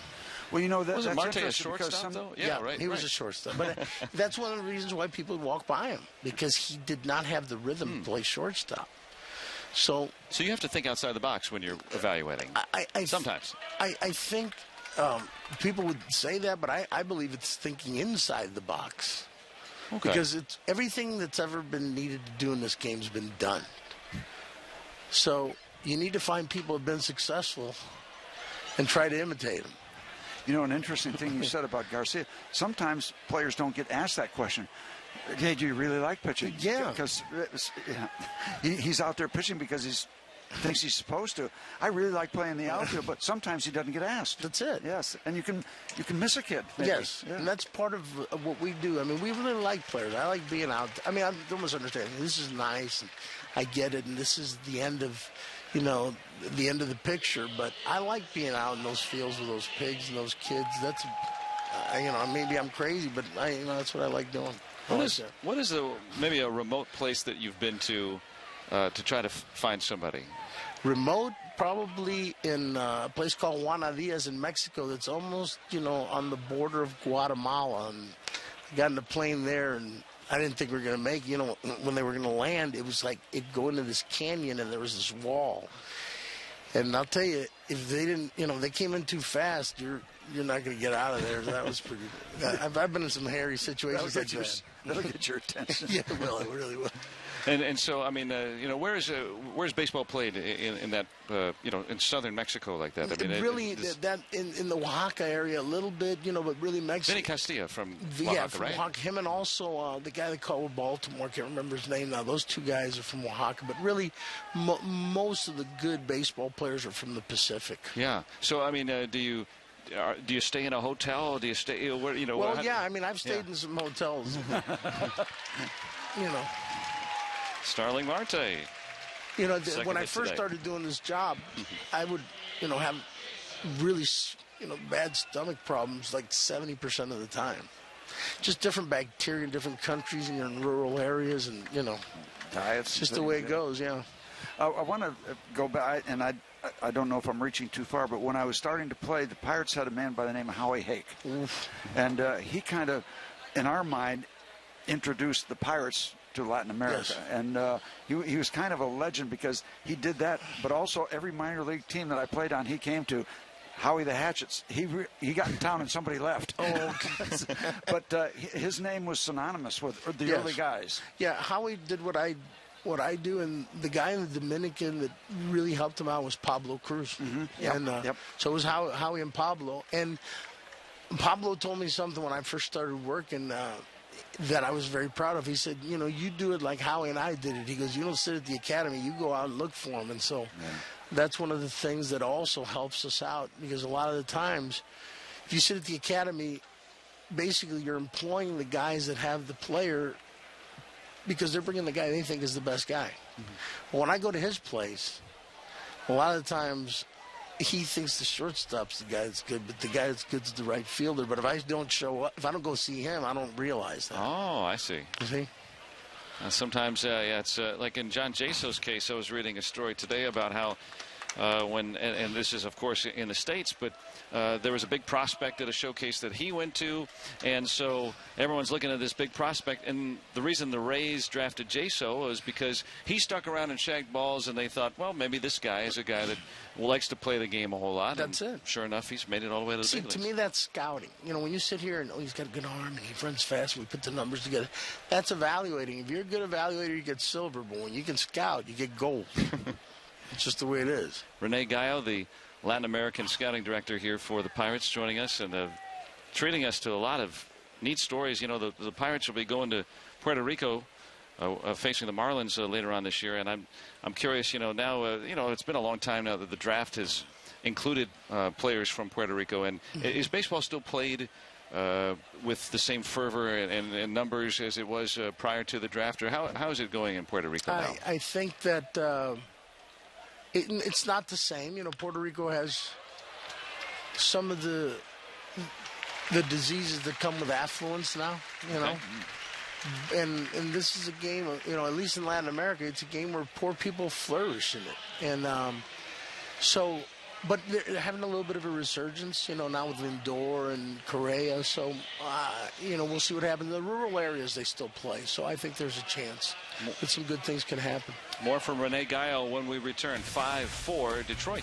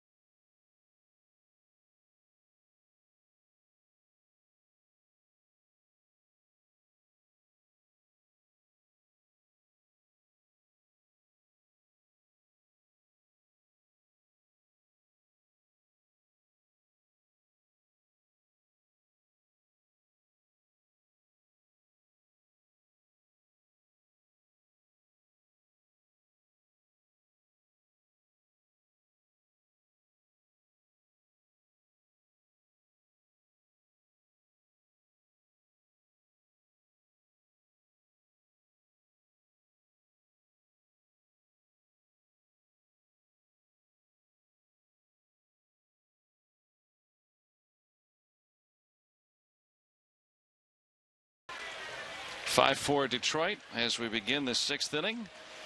I want to ask Rene and talk. I think I know the answer, but I think the fans would enjoy seeing it. You get a young man in the rough, and you find him, and we manage to get him signed, and there's still a lot of polishing and refinement to do. Is there a certain point where you turn them over to the organization for the development? Is that a smooth progression? It is, but they keep, like Starlin and I still have a relationship. Because of the way we do things, we keep having a relationship with it, even sometimes when they get traded to another team. So, wow. Nice play by Cole Figueroa, who's in at short. And another guy who has had a nice afternoon today. Robbie's down with Starling Marte. Let's listen in. Rene Gallo. All right, I think our audio is okay now. We have Rene Gallo on the air right now. What did he mean to you when you were a young kid playing baseball? Rene, my boy, my guys. He's the person I got my confidence. Like I can tell whatever I can. If I feel good, I feel bad, whatever. He listens to me, I listen to him. Whatever he do to me, I get better. I do it better. All right, and we'll try to get Starling Marte if we can. I have a little audio trouble here. Nate Sherholtz lining it foul here in the sixth. Rene Gallo, our guest, the director of Latin American scouting for the Pirates. And now I think, good. Well, I'll wait to hear if we get Robbie downstairs. Spring training for everybody. But, yeah. It's nice, kind of like that. Yeah, but he was saying, we could hear a little bit about what he was saying about how he was giving you credit for just getting you guys, getting him to the position that he's in today, and just being able to give him an opportunity. And you give even the guys that we don't see, win Gold Gloves or make it to the All-Star game or even make it to the big leagues. But there's so many opportunities for guys to learn a little bit about themselves and start playing the game of baseball at a professional level. And some of those kids coach with us in the minor leagues, and some of them scout with us now. So it's well, on a windy day, nice play by Daniel Ortiz in center. That former pitcher. All right, and now we got Robbie with Starling Marte. Let's listen to it. Yeah, our McDonald's player interview, Starling Marte. Let's go again. Rene Gallo, what did he mean to you as a young kid playing baseball? When he saw me like a couple times when I was in game, and you know, after he signed me, I got a good communication with him. We talk a lot every day, and whatever I'm feeling, I feel good, I feel bad, I talk to him and listen to me. Sometimes I had to listen to him too, because he got more experience than me, and whatever he says sometimes, I'm gonna do it and get better. But we got good relationship, but you know, we got good communication, and you know.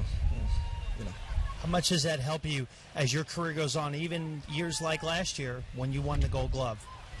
Say again? How much does it help you staying in communication to keep talking to somebody like Rene, even after you've been a big leaguer and win a Gold Glove? It's a lot of things, because when somebody talk to you about the game, how to win a Gold Glove, and when you got good communication, like about Rene, Coach Polanco, and somebody else, like sometimes they can help me, and how sometimes I play in the game, sometimes, you know, I jogging sometimes the ball, and they talk to me, don't do that anymore, but that's something like can help me to get better. How much did it mean to you to win the Gold Glove and wear that patch and honor Rene? It's not important, like, because I represent the team, and everybody like see me on TV that play with the part right there. Like, it's a lot of fun when you play with the glove. Like, you found every year to play hard, and when you win, you're the man, you know.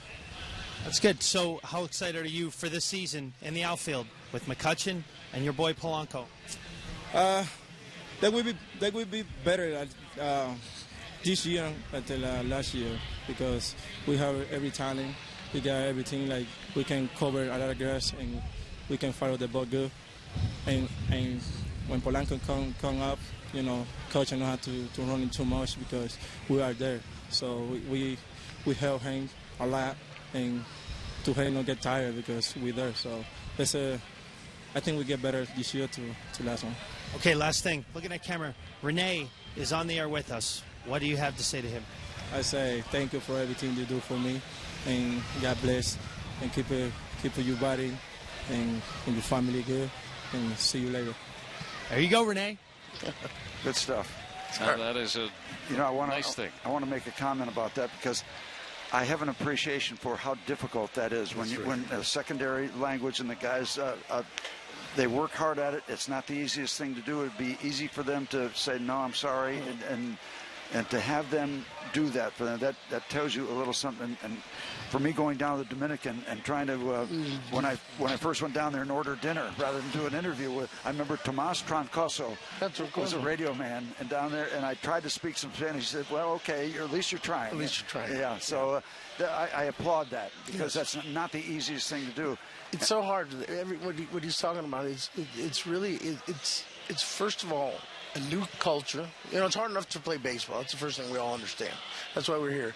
Then I got to learn a new culture. I got to feel comfortable with it. And then some guys, which Starlin hasn't gotten to that point yet, but Sammy Sosa did, David Ortiz did, then become a part of that culture. And he's not at that point yet. It's a little easier for Polanco.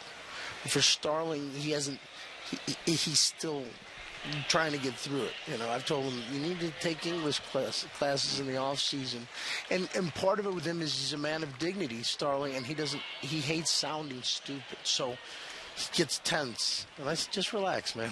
You'll be all right. Well, I'll go back to Clemente with that too, because Clemente was a very intelligent man, and English being his second language, sometimes the words wouldn't match up to what he was thinking, and it was very frustrating. Very frustrating. And he was a man of great dignity also. Absolutely. And that bothered him a lot, because he was trying to convey something, and the wording might be just slightly off in terms of the words that you choose, and it sends the subject sideways. And that bothered him a lot. Dignity, pride, I mean, you can put that picture in the dictionary. Yeah, that's it. It's something that we don't think about, a lot of that transition for these players, and, you know, like for Polanco and other guys that you've been around before. If you could Clue us in a little bit about the Pirates and the academy down in the Dominican Republic, the education aspect of things, too, where guys are not only learning baseball, but they're continuing their education as well as teenagers. Mayu is doing a really great job with that. And I think that it creates, again, confidence in the young man. You know, it's a very difficult thing. I don't know the numbers exactly right now, but when I first started going to the Dominican, you know, in America, for example, the literacy rate is like 6%. The Dominican as a country was fluctuating between 14 and 18%, and we found that 56% of the kids we were signing were illiterate. Wow. So that's a tough thing. It's hard, you know. People come down. We're going to teach them baseball English. harder. Yeah, I mean, it makes everything harder because of the whole adjustment. Yeah, I mean, you say we're going to teach them English. Heck, we're going to teach them Spanish first. So to be able to really get equivalency and to be able to give kids that confidence, the fact that the Pirates have been very innovative in that. Other people are jumping on board, but that was the Pirates being innovative. That's a really great thing. Yeah, I've seen Mayu sitting in a classroom at Pirate City. In literally a standardized classroom setting, doing standardized literacy work with a lot of the guys, and that just didn't happen. It didn't happen. So the Bob effort is Nunning, made. coming in. And you hope the guys appreciate it. They have to appreciate it. Well, they do, and it's Bob. Bob's, again, it's possible that you can find an owner in pro sports that's a man that has the substance of the man that Bob Nutting does. But it's highly improbable. Yeah, that's a big overview that he has of the whole picture, not just the baseball player. It's been, I really, it's an honor. I mean, he came down, he saw the operation we had, we took care of it, it wasn't anything good. And he told me, he said, I'm going to give you the tools you need to do your job, and he wasn't lying. So I have nothing but the utmost respect for Bob and everything. He's allowed this to happen. And, really, I have friends of mine with other teams that love to do certain things, and they can't. They're handcuffed. I'm not. So that's credit to Correle. Jason Rogers. Strides. He eats up the ground. He doesn't look, what'd you call him, a giraffe? Yeah, when he was young, he looked. Not that anymore. Every once in a while, he'll get his feet tangled up, and you go back to that. It's hard to move. People don't understand that when you're that big, baseball, it's hard to control your levers when you're that big. Yep. Quick question: is the Hotel Matum still in Santiago? It is, but on the hill. Yeah, it's still there, but it's not. It was a little. It's kind of on its last leg. Yeah, it was workable. We went back there, and then not only that, but we had the Capablancos in the dugout because right after Trujillo. Yeah, you were there when it was volatile. Yeah, they tipped our bus over because we lost in the playoffs. Willie Stargell was on the bus. I said, "Wait a minute, we got the man here." Alan Hansen in the ballgame, pinch running. Another guy under your watch. There's one that, to your question you asked a little earlier. Hansen was a guy, he's from La Romana, and a lot of people didn't go out to see him there, so he's kind of fell under the radar. Elias Diaz here was a guy that really didn't do much. He just had very nice actions. Had a below-average arm. He was a pretty good runner, 6'8". He had a below-average arm at one point. Below average. Yeah. And I honestly thought he'd be a plus arm, but I didn't think he'd throw like that. Wow. That's interesting. But he was always an adult. The way he acts now, the other guys have changed. But the way he acts now, he's always been that way. He was an adult when he was 14, 15 years old. So he's a really great character guy. And in your evaluations, how much is character and the off-the-field makeup and things like that equate to the actual potential on the field? Well, remember, it's for me, there's different factors come in. There's four. One is a guy's character. And that I want to know, but it's the least important as far as what we're doing between those white lines. The other thing is, and this is non-negotiable for me, does he like to compete? If you don't like to compete, I don't care how fast you throw it and how far you hit it, you're not playing for us. Because you can't teach that. No. And Hansen caught in the rundown. We'll give him their money's worth. He's out, and Polanco holding tight at third. That's an aspect, and it's not just the Pirates. How can we get better base running in the major leagues? I'm telling you, I really don't know. I know once upon a time, though, it's tough to practice. It wasn't like that. Yeah. Well, You know what's happened with all this showcase? You know, it's a money factor, whether it be over there or over here. This was about playing the game. And now it's about getting paid. And I don't have problems with getting paid when you do it like Starlin did, go earn your money. Mm-hmm. But in what other industry do I give you money up front for services that have never been rendered? yeah, it's a unique situation. Yeah, so the reality of the matter is whatever happened with, I want to be a big league baseball player. Well, I'm money playing the big leagues. I'm not, you know, if you can play at this level, put meat in the seats, whatever the market will bear. But I got a lot of problems having to give a bunch of money to some kid that's never got a hit. Mm-hmm. Yeah. You know, so, but unfortunately, that's the world we're living in. Is there a danger of giving a kid who comes from abject poverty it's a pile of money and terrible. hoping that he is not going to just go nuts with it? When you give those guys that much money, there's been a lot of kids who I've seen get a lot of money who, if they would have got 30 grand, would have been stars.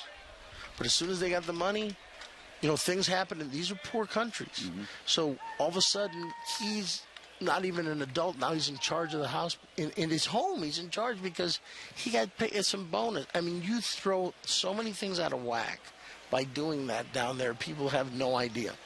And then you put yourself in a situation where basically you're taking a guy that you're making all these evaluations, and that's not going to come true because you've just satisfied a degree of him. Yeah, that's it. Why go suffer? This is a game. Yeah. I might be able to live off this for a long time. Elias Diaz driving in the run. And that knocks it at 5. See, like, you know, we signed him for $20,000. I mean, that's just Yeah. a friend of mine's got. And that's a low sum. I mean, that's nothing. For most of us, that's a big sum, but overall in baseball. Yeah, I mean, you got to remember, Harold got, you know, $1.1 million. You know, Marte got 85. That's nothing. 150 for Polanco. 75 for Hansen. You know, I had a friend of mine. He scouts with another team, and he's a pro scout. And we scouted together in Texas. He said, "How much you give Elias Diaz?" I said, $20,000. He goes, "They ought to put you in jail." Here's Reese McGuire. You know, I want to know But you can about imagine those, even those figures in Well, right. San Francisco when they have Yeah. very little. I mean, the median family income in the Dominican is like $8,000 a year. So. A year. So $20,000. That's what I'm saying. If you give some kid $3 million, now he's going to come suffer. And all His the life is different made. implications with people that are trying to take from those kids as well. There goes Diaz, and he is the second out. But let me ask you about Buscones. I guess it's a kind of an agency system, so to speak. No, it's just he's a coach. They call him a Buscone because he's actually selling players, but basically he has an amateur team. Okay. And Buscones are like anywhere else in the world, you know, any profession. There's some guys that are very good. There's some guys that are really bad. And most people are somewhere in the middle. And that's how it is. And because of the fact that, you know, you don't have a system where you have amateur baseball that's government run or scholastically run, that's where we go watch and play. Now, there are regions of the country where they do play. And in Cibao, they have leagues. And so Reese McGuire will end the inning. This has been so fascinating, but we've got to let you get back to work. Renee Gallo, thank you for all the insight. Looking forward to hearing more down the road. It was an honor being with both of you and a triple honor being with you. I've enjoyed the visit. Thank you. We'll talk again. Welcome aboard. Thank you, Renee. Thank you. 5-5 as we send it to the 7th. That was fun.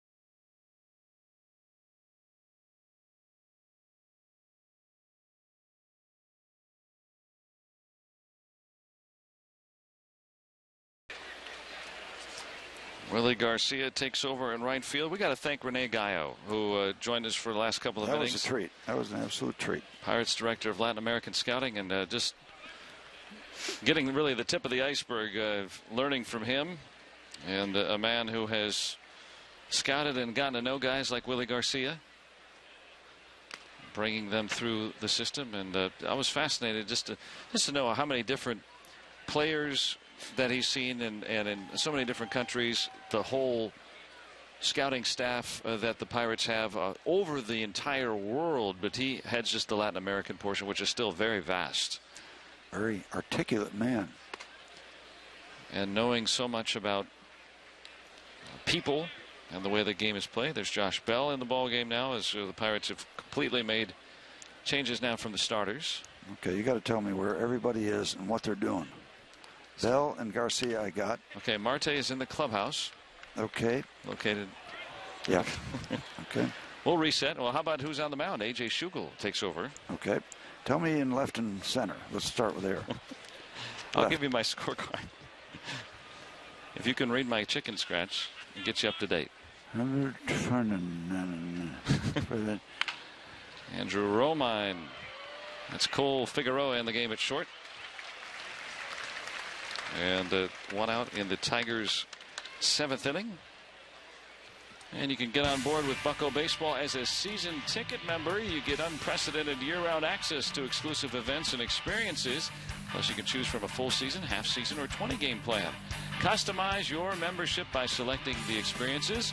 Go to pirates.com/membership for more details.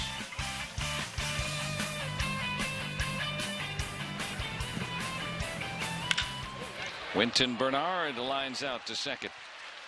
Adam Frazier right there. A.J. Schugel with 2 quick outs.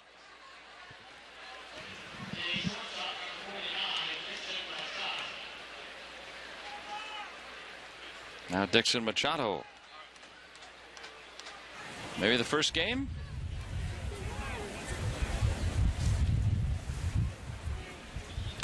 Try to take a little bit at a time for a little one that young.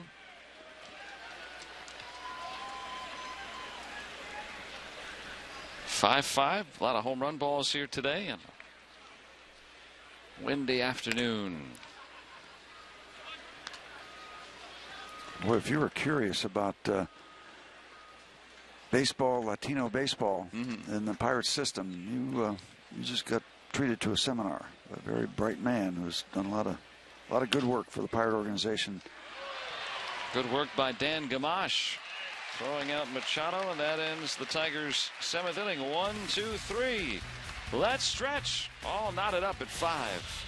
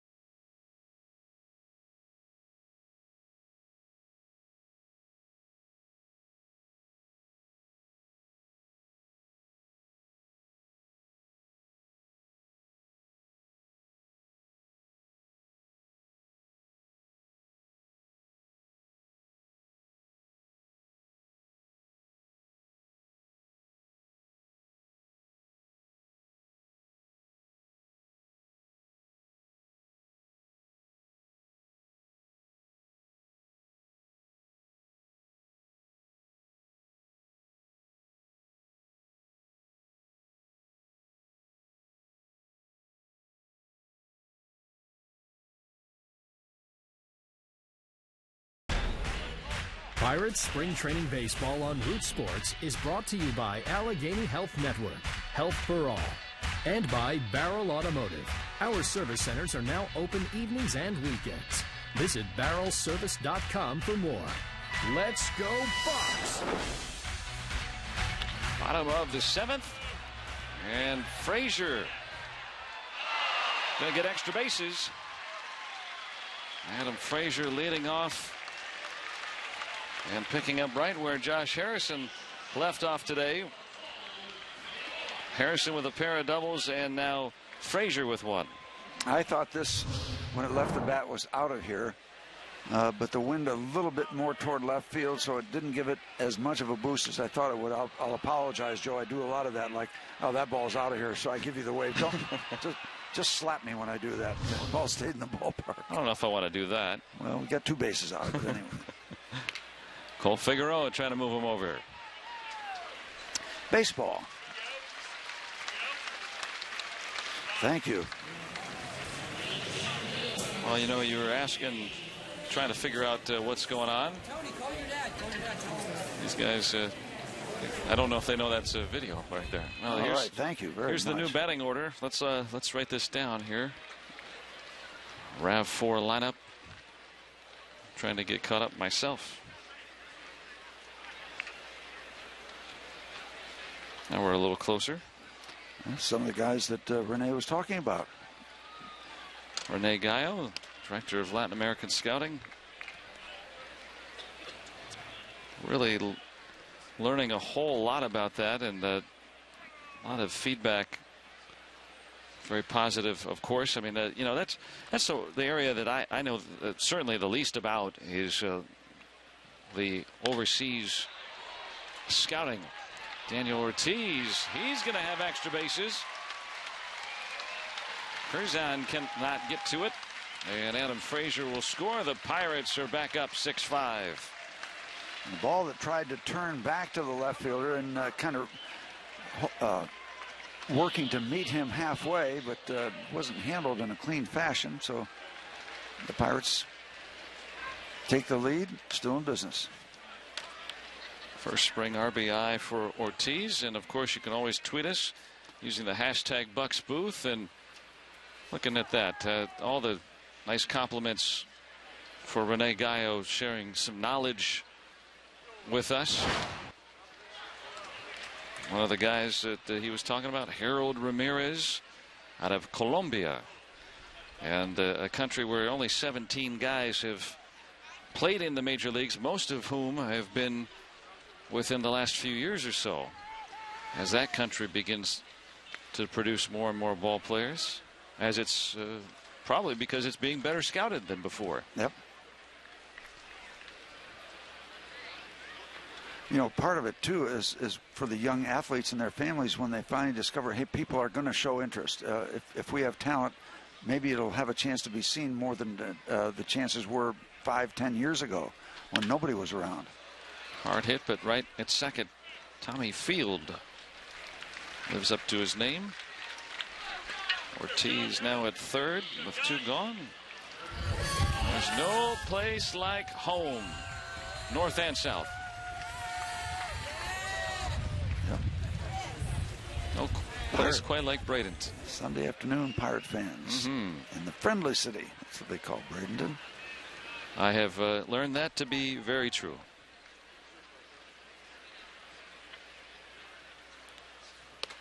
Josh Bell batting right-handed. We have not seen that very much this spring. Getting a chance against the lefty Blaine Hardy. Trying to add to the Pirates' lead.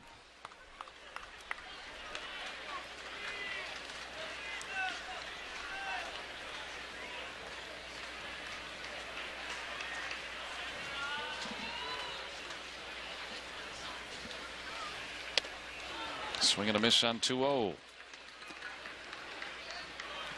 Oh, the cruel hook, the curveball. The reason that a lot of hitters become pitchers. The cruel curveball.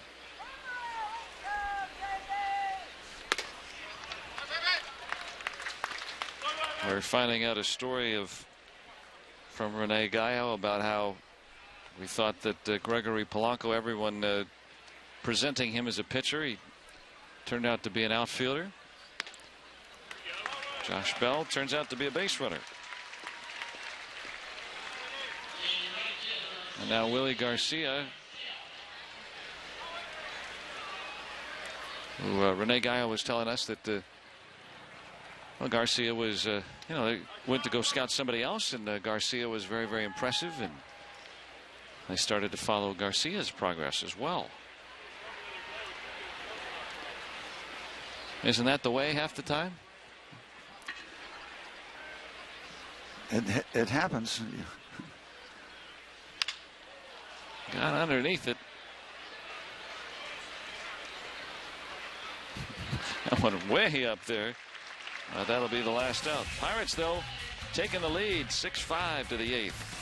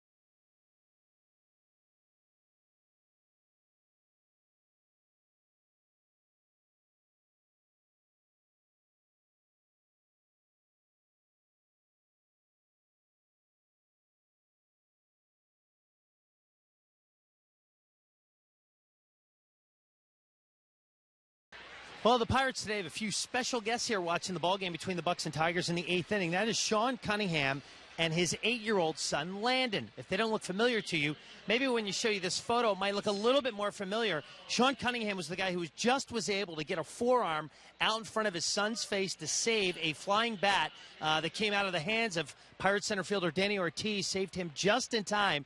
They are guests of Pirates president Frank Coonelly. It happened, a couple days ago in Lake Buena Vista when the Pirates played a game at the Braves. Joe, I know you discussed this a little while ago and the importance, obviously, of paying attention to avoid any potential flying objects coming your way, but a really nice gesture.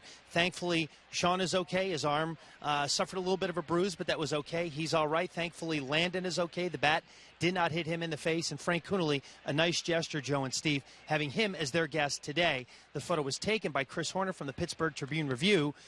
Quick reflexes with the photographs and quick reflexes by Sean Cunningham turned a potentially dangerous situation into a very good one. That dad, a major league contract. Well, he was a pro baseball player, I think. Oh, no, I'm sorry. He was drafted, I believe, or at least to try to get drafted. He some sort of baseball playing. You can tell by his physique. But, you know, that story that I read about him, he said he just went into dad mode. And when we all just... We do that in cars. Yeah. You know, yeah. Protecting his son. That's fabulous. That's a great thing there. Now, if I'm doing that, I don't know. I think the bat would have broken my arm. But he's a stronger cat. But well, the problem is the bat would have hit your arm, and there would have still been damage to the kid because, you know, you see your arm jump off the bat. Here's Jacoby Jones, but such a nice story. I'm glad Robbie was able to find them. And, you know, Landon, as the story goes, the son, first baseball game. And so he had just taken a picture, and in that photograph you see, there's Christopher Horner, who took the photograph. Fine photographer, and an amazing capturing that photo that went all over the national news. Jacoby Jones with a base hit. But also, I understand that the son told Dad, I was going to make that catch, but no. He was texting Mom the picture, so he's okay, all right, I'm just going to text Mom. I just took my first picture at a Major League Baseball game. I'm going to text it to my mom, and then the next pitch, of course, comes in. You can do that on that thing? You've got one now, too. Don't tell me that you don't have one of these. Well, they're right there in the first row. That's a great story. Dad's still watching, and Landon's getting a little fatigued. Second Major League game. But what a classy move to invite him back out to a ball game after that. That was neat. I'll tell you, by these dugouts and down the right field and left field line, you better stay alert, because the ball is on top of you. Well, I've seen balls skip off the top of the dugout and just go too. You better pay attention. That's the moral of the story, and luckily that's all it was, just a moral.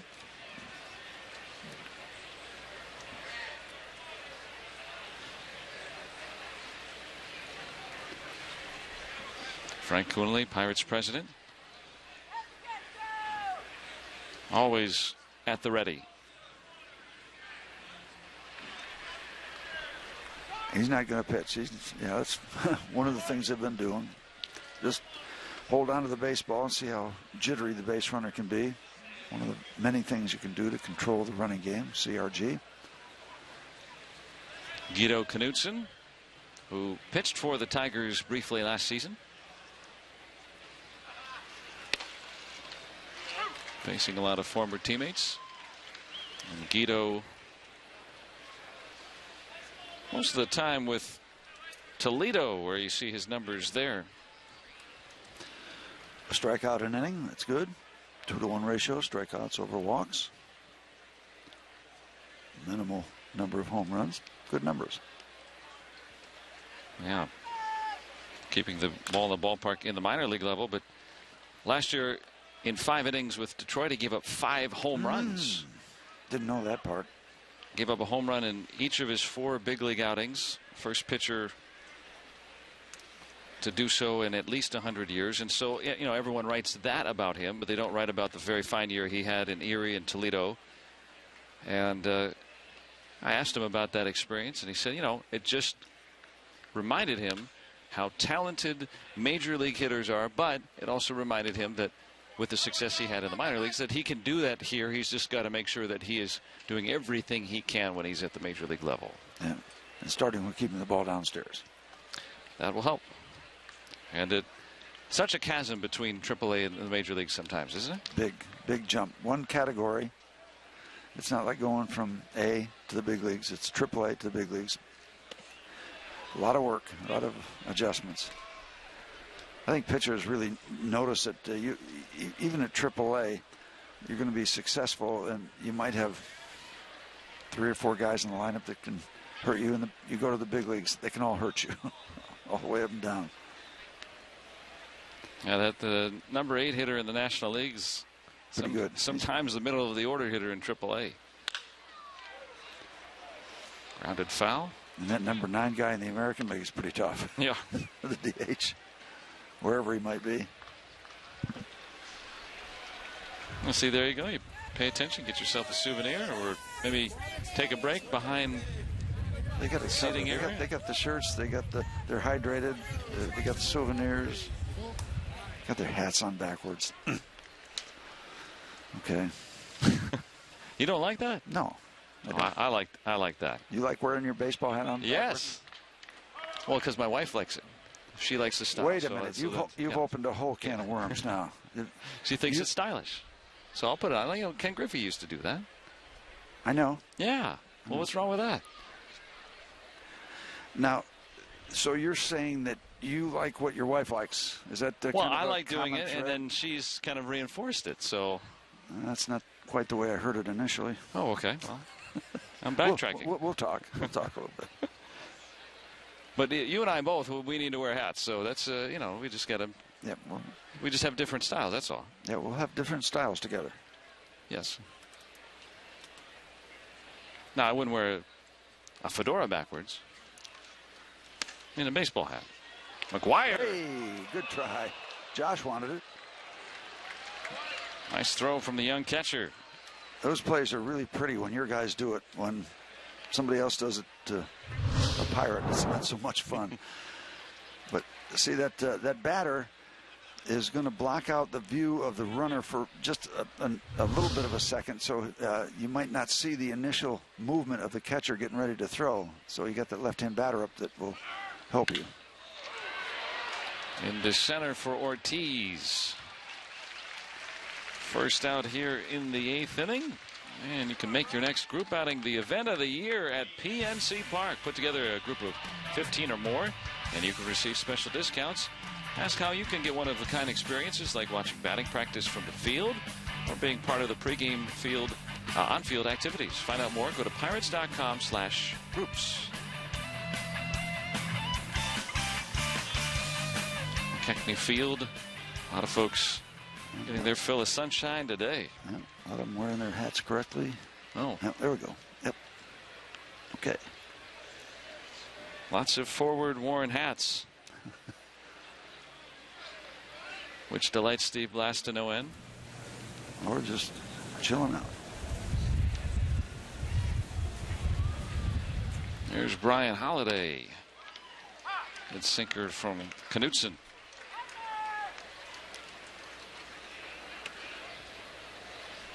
Former battery mate of Knutson. Fun to face your former teammates, right? Yeah, you always wonder, especially if it's a catcher. You know, you've been thrown to for a while, all rifled down 9th Street somewhere. You've been catching or pitching to a catcher for years. He goes to another team. Now you have to face him. Boy, he knows me pretty well. You know, it just goes through your mind. Yeah, he's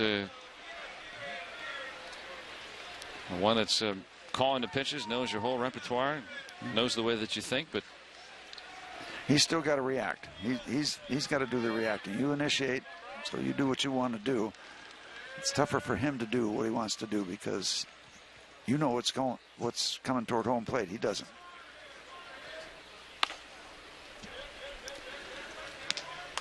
Little pitch out, nothing happening.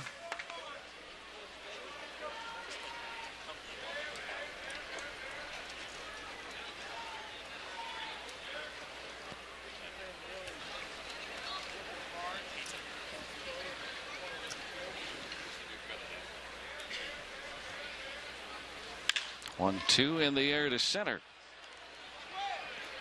Carrying well, but wow, a little sun issue for Pirates center fielder.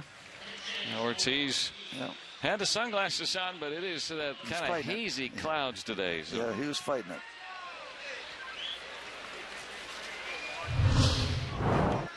Okay, stay with it there. Stay with it. Stay with it.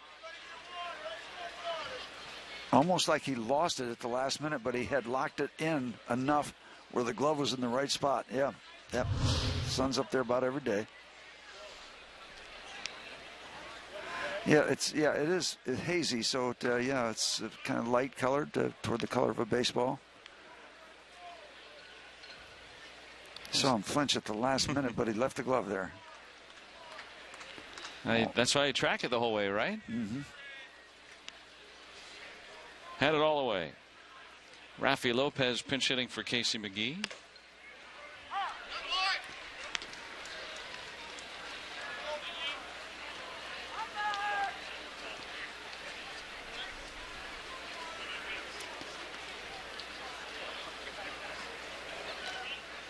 Pirates with the lead on that big hit by Ortiz in the bottom of the 7th.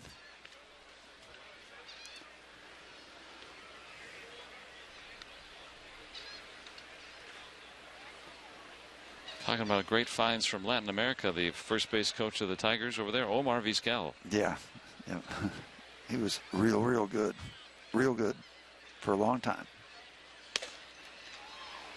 And when you scout somebody and you find a guy like that who came out of Caracas, Venezuela, he was signed in 1984 and he retired after the 2012 season. He was 45 with the Blue Jays. Still playing. Probably still could. Nice play. Nice play. That's a 5-6-3 putout to end the inning. Steve, a little style for you here. Just put on my hat. Stylish yet understated.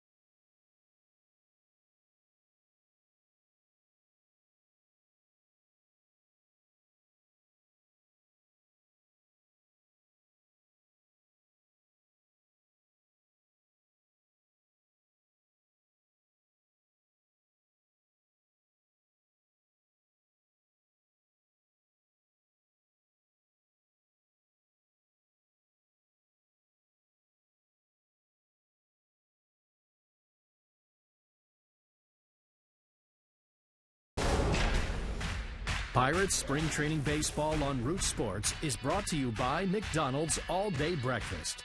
Breakfast has been liberated. By Kenny Ross, just ask a neighbor. And by UPMC, life-changing medicine. Let's go Bucks! On the UPMC scoreboard, the Pirates on top, 6-5. And the Pirate Parrot with a little style, putting his hat on backward. What do you expect from a parrot? Call me a bird? No. Nope.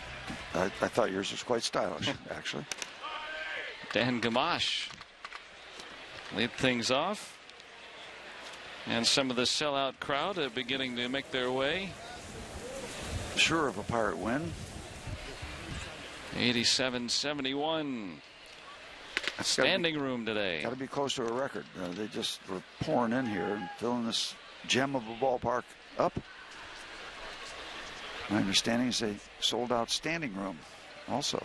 So that's the third largest crowd here. Okay. A couple people didn't show up, otherwise it probably would have pushed it over the top. A nice assembly here. A lot of Tigers fans coming down from Lakeland, and of course the faithful.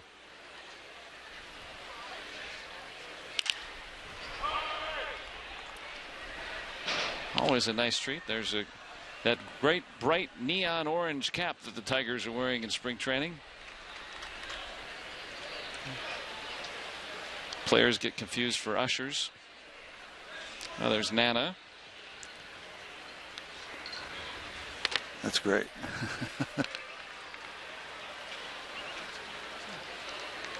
She's on the trip, out of the game already, so she's already working the concourses. Hello, Nana. Oh, hi. Happy Sunday. Dan Gamache on his way to first. Maybe a little insurance. Going to be a tough play at first base, but after the bobble, no contest.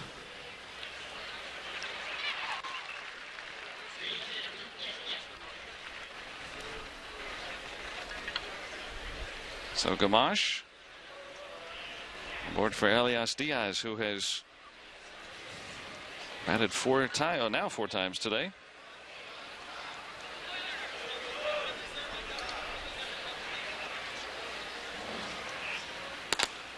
DH this afternoon. Pirates getting some work in the backfields today in a camp game. John Neese throwing 4 innings, getting his 65 pitches in. And Neftali Feliz threw a couple of innings in that camp game with Cervelli doing the catching. So they plugged Diaz into the DH spot today. This one hit a long way to left, and there it goes. Whoa. Big day for Diaz. Put the Buccos on top with his single in the 6th. And now a 2-run home run. There's your insurance, Steve. Yep, he got it well, and he got it way up in the jet stream, and off she goes. Sail on, sail away. Fine spring at the plate for Diaz. 471 now after his first home run. Got under it, and a perfect day to do that. Wasn't it interesting to hear Rene Gallo talk about initially seeing Elias Diaz and saying, well, you know, maybe no K-arm, just no K-arm. All of a sudden he's throwing rockets to second base. Below average, even. Yeah. That's a lot of carry there. Reese McGuire's going to get aboard. First base hit of the day. Yeah, Pirates having some fun. They've been waiting to break out the bats. About a 10-game streak where they weren't cashing in very often at all. Today, at this point, 8 runs. You called it. You said that this would be a breakout game. Did that the last 3 we've done also. Well, I didn't bring that up. You only bring out the predictions that come true. That's the way to do it. Adam Frazier showing the bunt.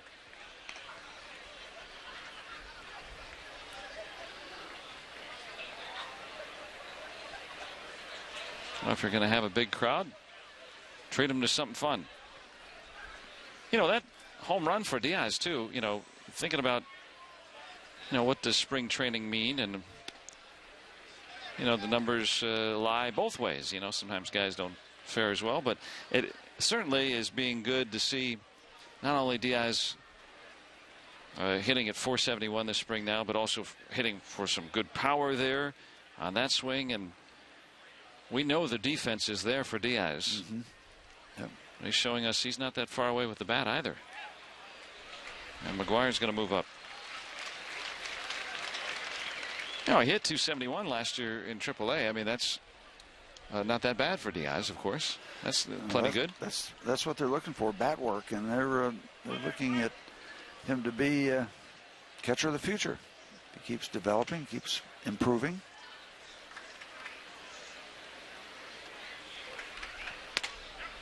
Frazier taking a strike. You know, this part of the ball game, this is what spring training has been really fun for us, is these later innings too, because these are guys that we either haven't seen very much of or not at all. We want to find names to remember. Yeah, these are the guys that we're hearing about, and now we get to see them in action. Preston Guillemette puts that one right on the inner edge. And Frazier, the first out here in this 8th inning. And Pirates spring training presented by McDonald's. Continuing later this week as the Bucks host the New York Yankees here at McKechnie Field on St. Patrick's Day. You can catch all the action Thursday starting at 1 right here on Root Sports. That will be a busy day, as was this one when they opened the gates. The Yankees are coming down.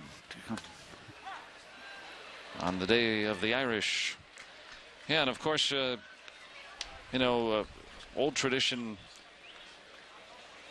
that started, I don't know, about 30 years ago with the Reds. But, you know, now most of the teams, if not all of them, wear that green uniform. Pirates will be no exception. Why not?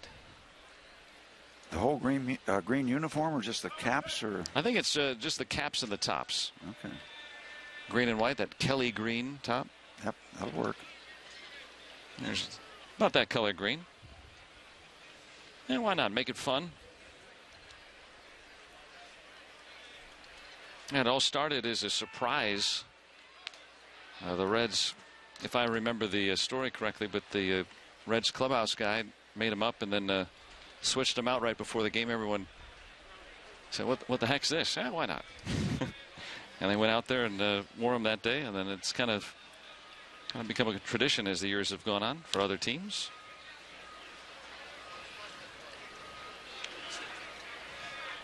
Well, before we get too far along toward the end here, just want to say it was nice to see an old friend, Jim Price, who was a long-time broadcaster for the Detroit Tigers, who I played minor league ball. We both signed out of high school in 1960. And briefly a Pirate? Yep, briefly a Pirate, but 4 years with the Tigers as a catcher, including the 1968 World Championship team. And he's a member of the Central Pennsylvania Hall of Fame. Jim's from Harrisburg. I did not know that. Yep.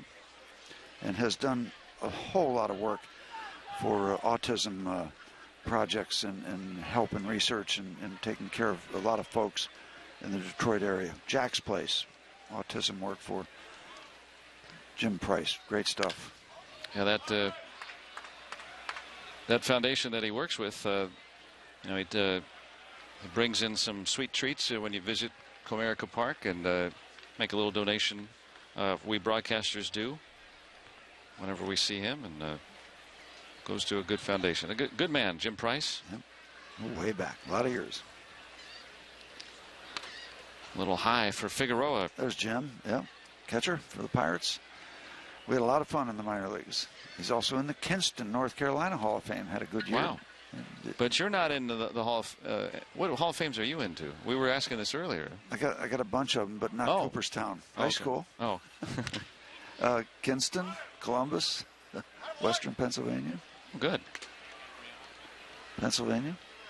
Are you you're the unofficial mayor of Bradenton too, right? No, I've had too many issues with some of the officials here. Oh. No, I love Bradenton.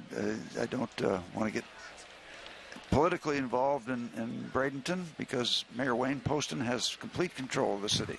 He does a great job. Maybe he'll name you the deputy. Yeah. Maybe. Figueroa works the walk. Gilmet having a tough inning. Bradenton. And this has been a great experience for me. This is the first time this year that I've ever been to Bradenton, and I just enjoy how it is. It's a family place. My family's down here. You can relax. It's not all the pace is overly nicer. built up and everything, but you get the nice beaches and everything, and a lot of Pirates fans around. So that's also really, really fun. Yep, Bradenton has been discovered along with Anna Maria Island, and it's much busier than it's ever been. People enjoying this part of the world. And Hernando De Soto did it, right? Yeah, he did it. He liked it here. He named a car after this area, or himself. And of course, that's how he got here, right? He drove it out by the river where it's De Soto's Landing. Drove it off the boat. Another history lesson from Steve Blass, always filled with facts. If we stayed a little longer into April, we'd see a huge parade. The Conquistadors are here, and is that right? They put on a great celebration. Met a couple of them right before the first game here.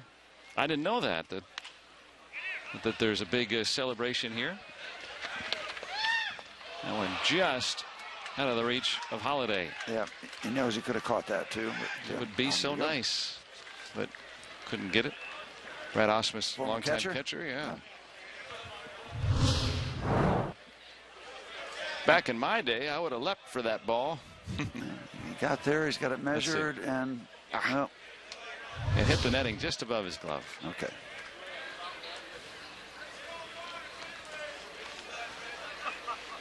Ortiz with a nice day. RBI double, nice plays in center field. This one just underneath it. And Bernard hauls it in. 2 runs on the Diaz home run, adding to the Pirates' advantage. Now Harold Ramirez, his average sinking to 556 after the bounce out. Yeah, there you go in the slumps. Simple as that. He's going to be joining Colombia, try to get them into the World Baseball Classic, which will be played during spring training next year. Strike. And Figueroa back. And that has been a fun event every 4 years around baseball. See which countries can retain bragging rights.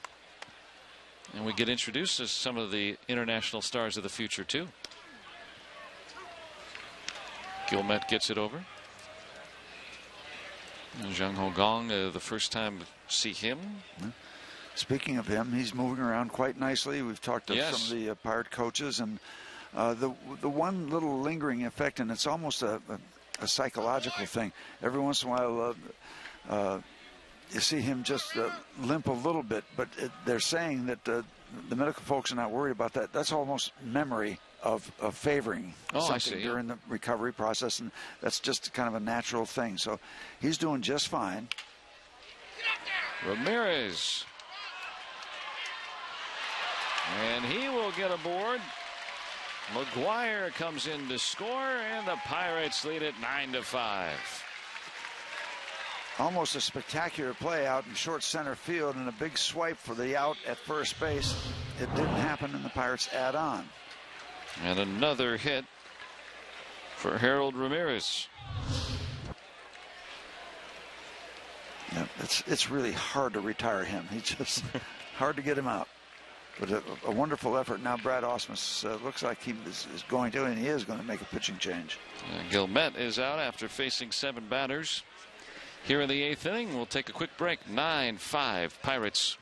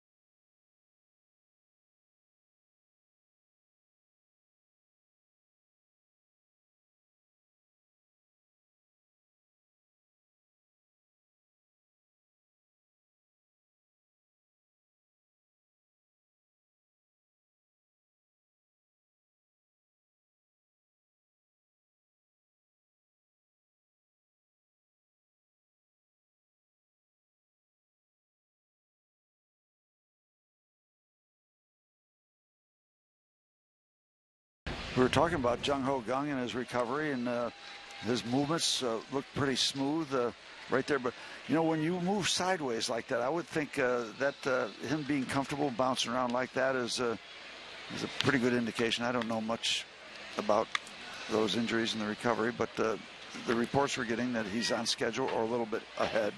So it's good to see him going through those routines. Now Clint Hurdle wants to get his club at full strength as soon as possible. The David Freese signing helps Jung Ho Gong to take his time and get back, make sure he's 100%. He'll be over at third base this year. And, you know, they're thinking right now late to mid-April. And they say late to mid because probably more likely to be near the end of April than maybe that second or third week of April. Confusing. Late to mid. Usually it's the other way around. Well, Tigers trail at 5-9. Hats going backwards. Yep, everything. Reverse day today. Welcome to Sunday the 13th. Josh Bell reverses his stance at the plate. He was batting from the right side before, now lefty. Against the right-hander, former Pirate farmhand Dustin Mulliken. Couple of men aboard. 3 across here in the 8th. Working 9 to 5. Where's Tyne Daly when you need her, right? Mm-hmm. I tell you, you don't get a Tyne Daly reference just anywhere. That's just no, you don't. You gotta. This is where you got to tune in for that. You got to work for it. You got to wait for it. And you got to savor it. You don't get it daily, for sure. That's well said. 1-1 from Mulligan. Josh Bell drawing a walk his first time and making sure Rick Sofield was still into this one. Got his dance moves going.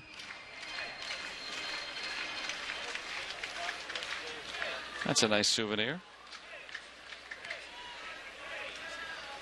Everybody loves the parrot. Well, some of the kids are a little wary of him, but for the most part, everybody loves the parrot. Yeah, the younger ones sometimes have a little problem figuring it out. He's big and he's green. You got to get used to him. Yeah, and always on the move. But you kind of know who he is because you got parrot written on the back of his shirt. Hello, I'm a pirate. A pirate parrot.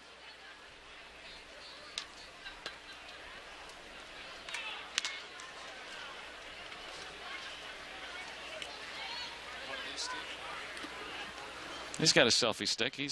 Take a picture. Come on. Oh yeah, is that thing you point out in front of yourself? Yeah. Yep. Yep. Instead of just asking someone to take a picture, you just looks like a new putter, type of a putter. Might yeah. It might be just taped onto the edge of Dad's putter. I don't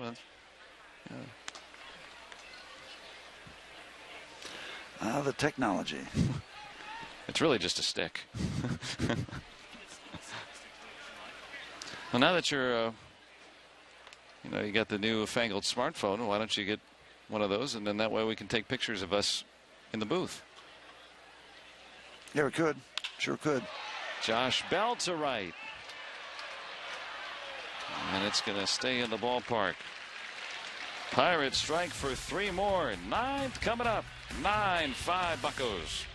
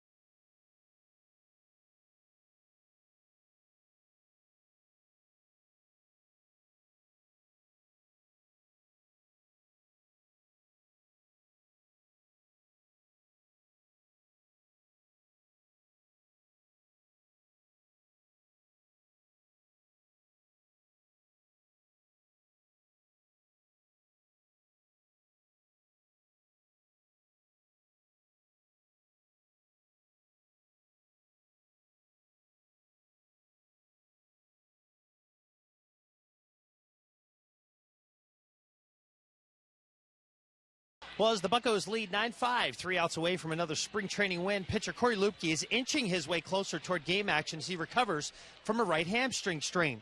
And in today's Allegheny Health Network injury update, General Manager Neil Huntington said he threw a bullpen yesterday, and they liked the way the ball came out of his hand.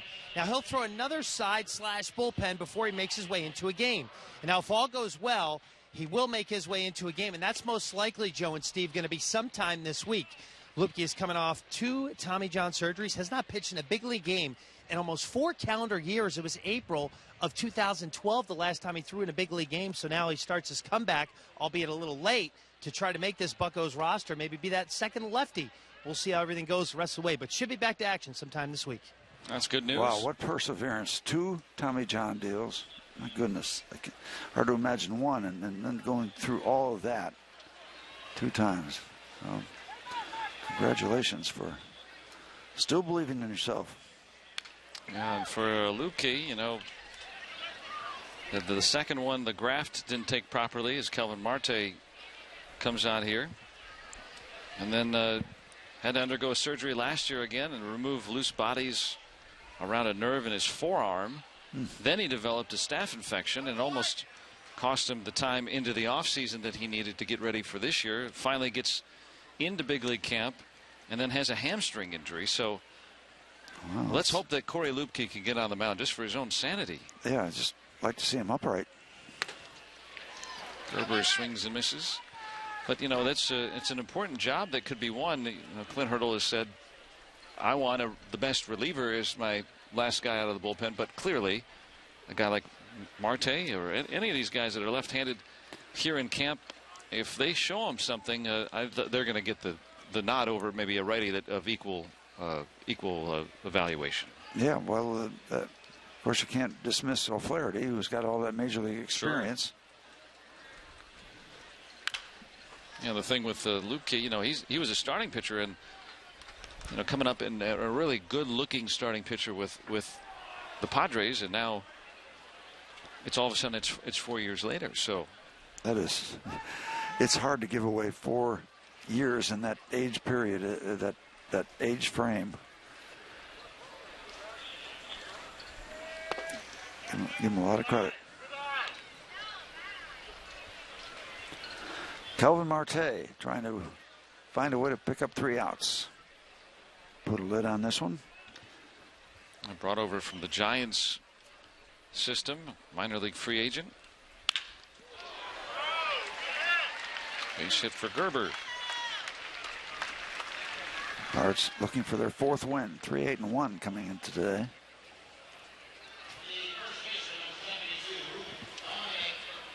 Dominic Ficcicello, the hitter.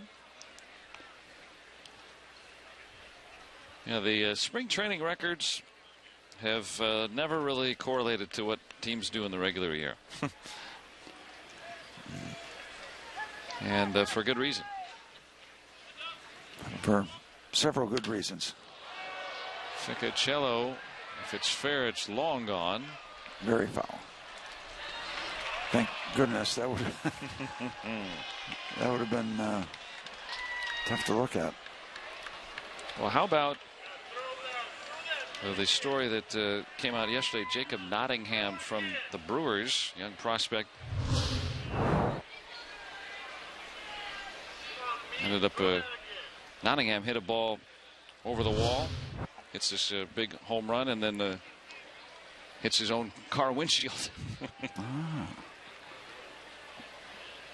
Did it in batting practice, but still, I'd go back after the game and all right, I'm going to drive home, and he's got a big dent in his car windshield because of the ball that he hit. Yeah, and the wife says, yeah, sure, that's the story. Sure, you hit it in BP. Yeah, hopefully Ficcicello wasn't parked out that way. Could be too. Nice pick. Well done. Adam Frazier starting the twin killing. We've seen him all over the diamond too. And you know, usually some of these younger guys are pressing more with the leather. Yeah, that was kind of in between hops on the backhand. Nicely done. And last chance for the Tigers with Tommy Field.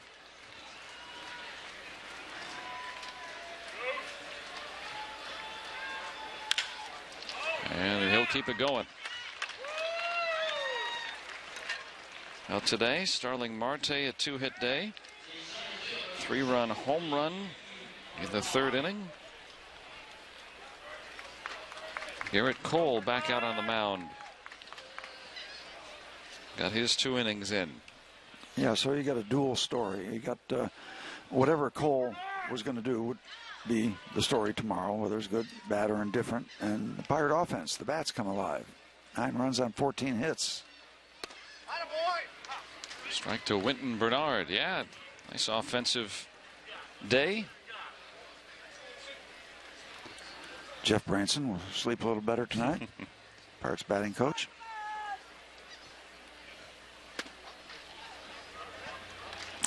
Jeff sleeps pretty well every night with the work he puts in with these guys.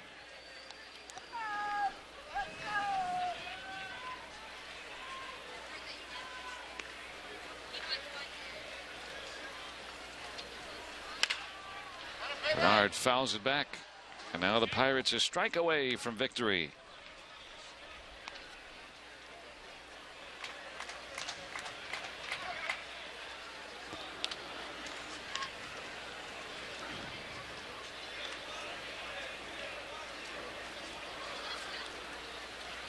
One, two from Marte. Get another chance.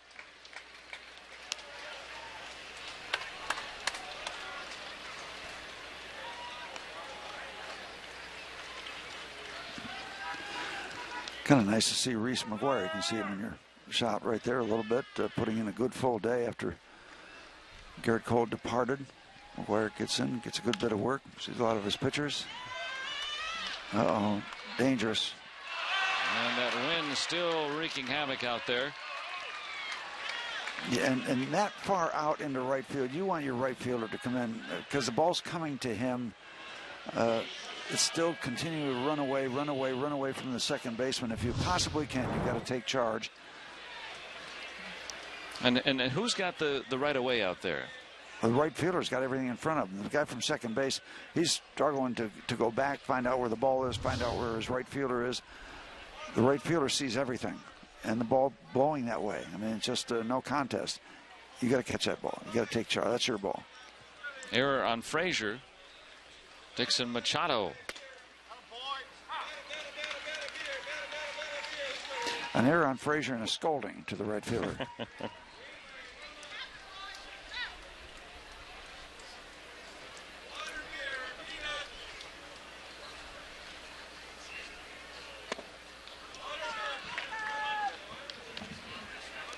Now even.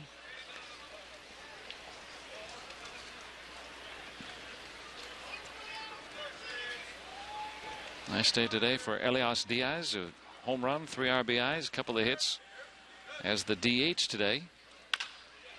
I chop off the plate, and Figueroa ends this one with the Pirates on top. Final score from Bradenton. The Pirates beat the Detroit Tigers 9-5. And a big day for the Bats. Yep, they broke up the Bats. Cole was okay. Gave up a couple long balls, but he's out on the mound. So we're on the other side of that. And yeah, you like to see him break out. Everybody feels better when you score a bunch of runs. Marte, a big shot, 3-run shot. Diaz, as you mentioned, and Pirates pick up a W. About as simple as that. And join us for our next telecast. As we'll have another one for you on Thursday, as the Pirates will host the New York Yankees coming up at 1 o'clock then. And thanks again for Robbie Insamakowski and for Steve Blass. My name is Joe Block. Final score here from Bradenton. Pirates take down the Tigers 9-5.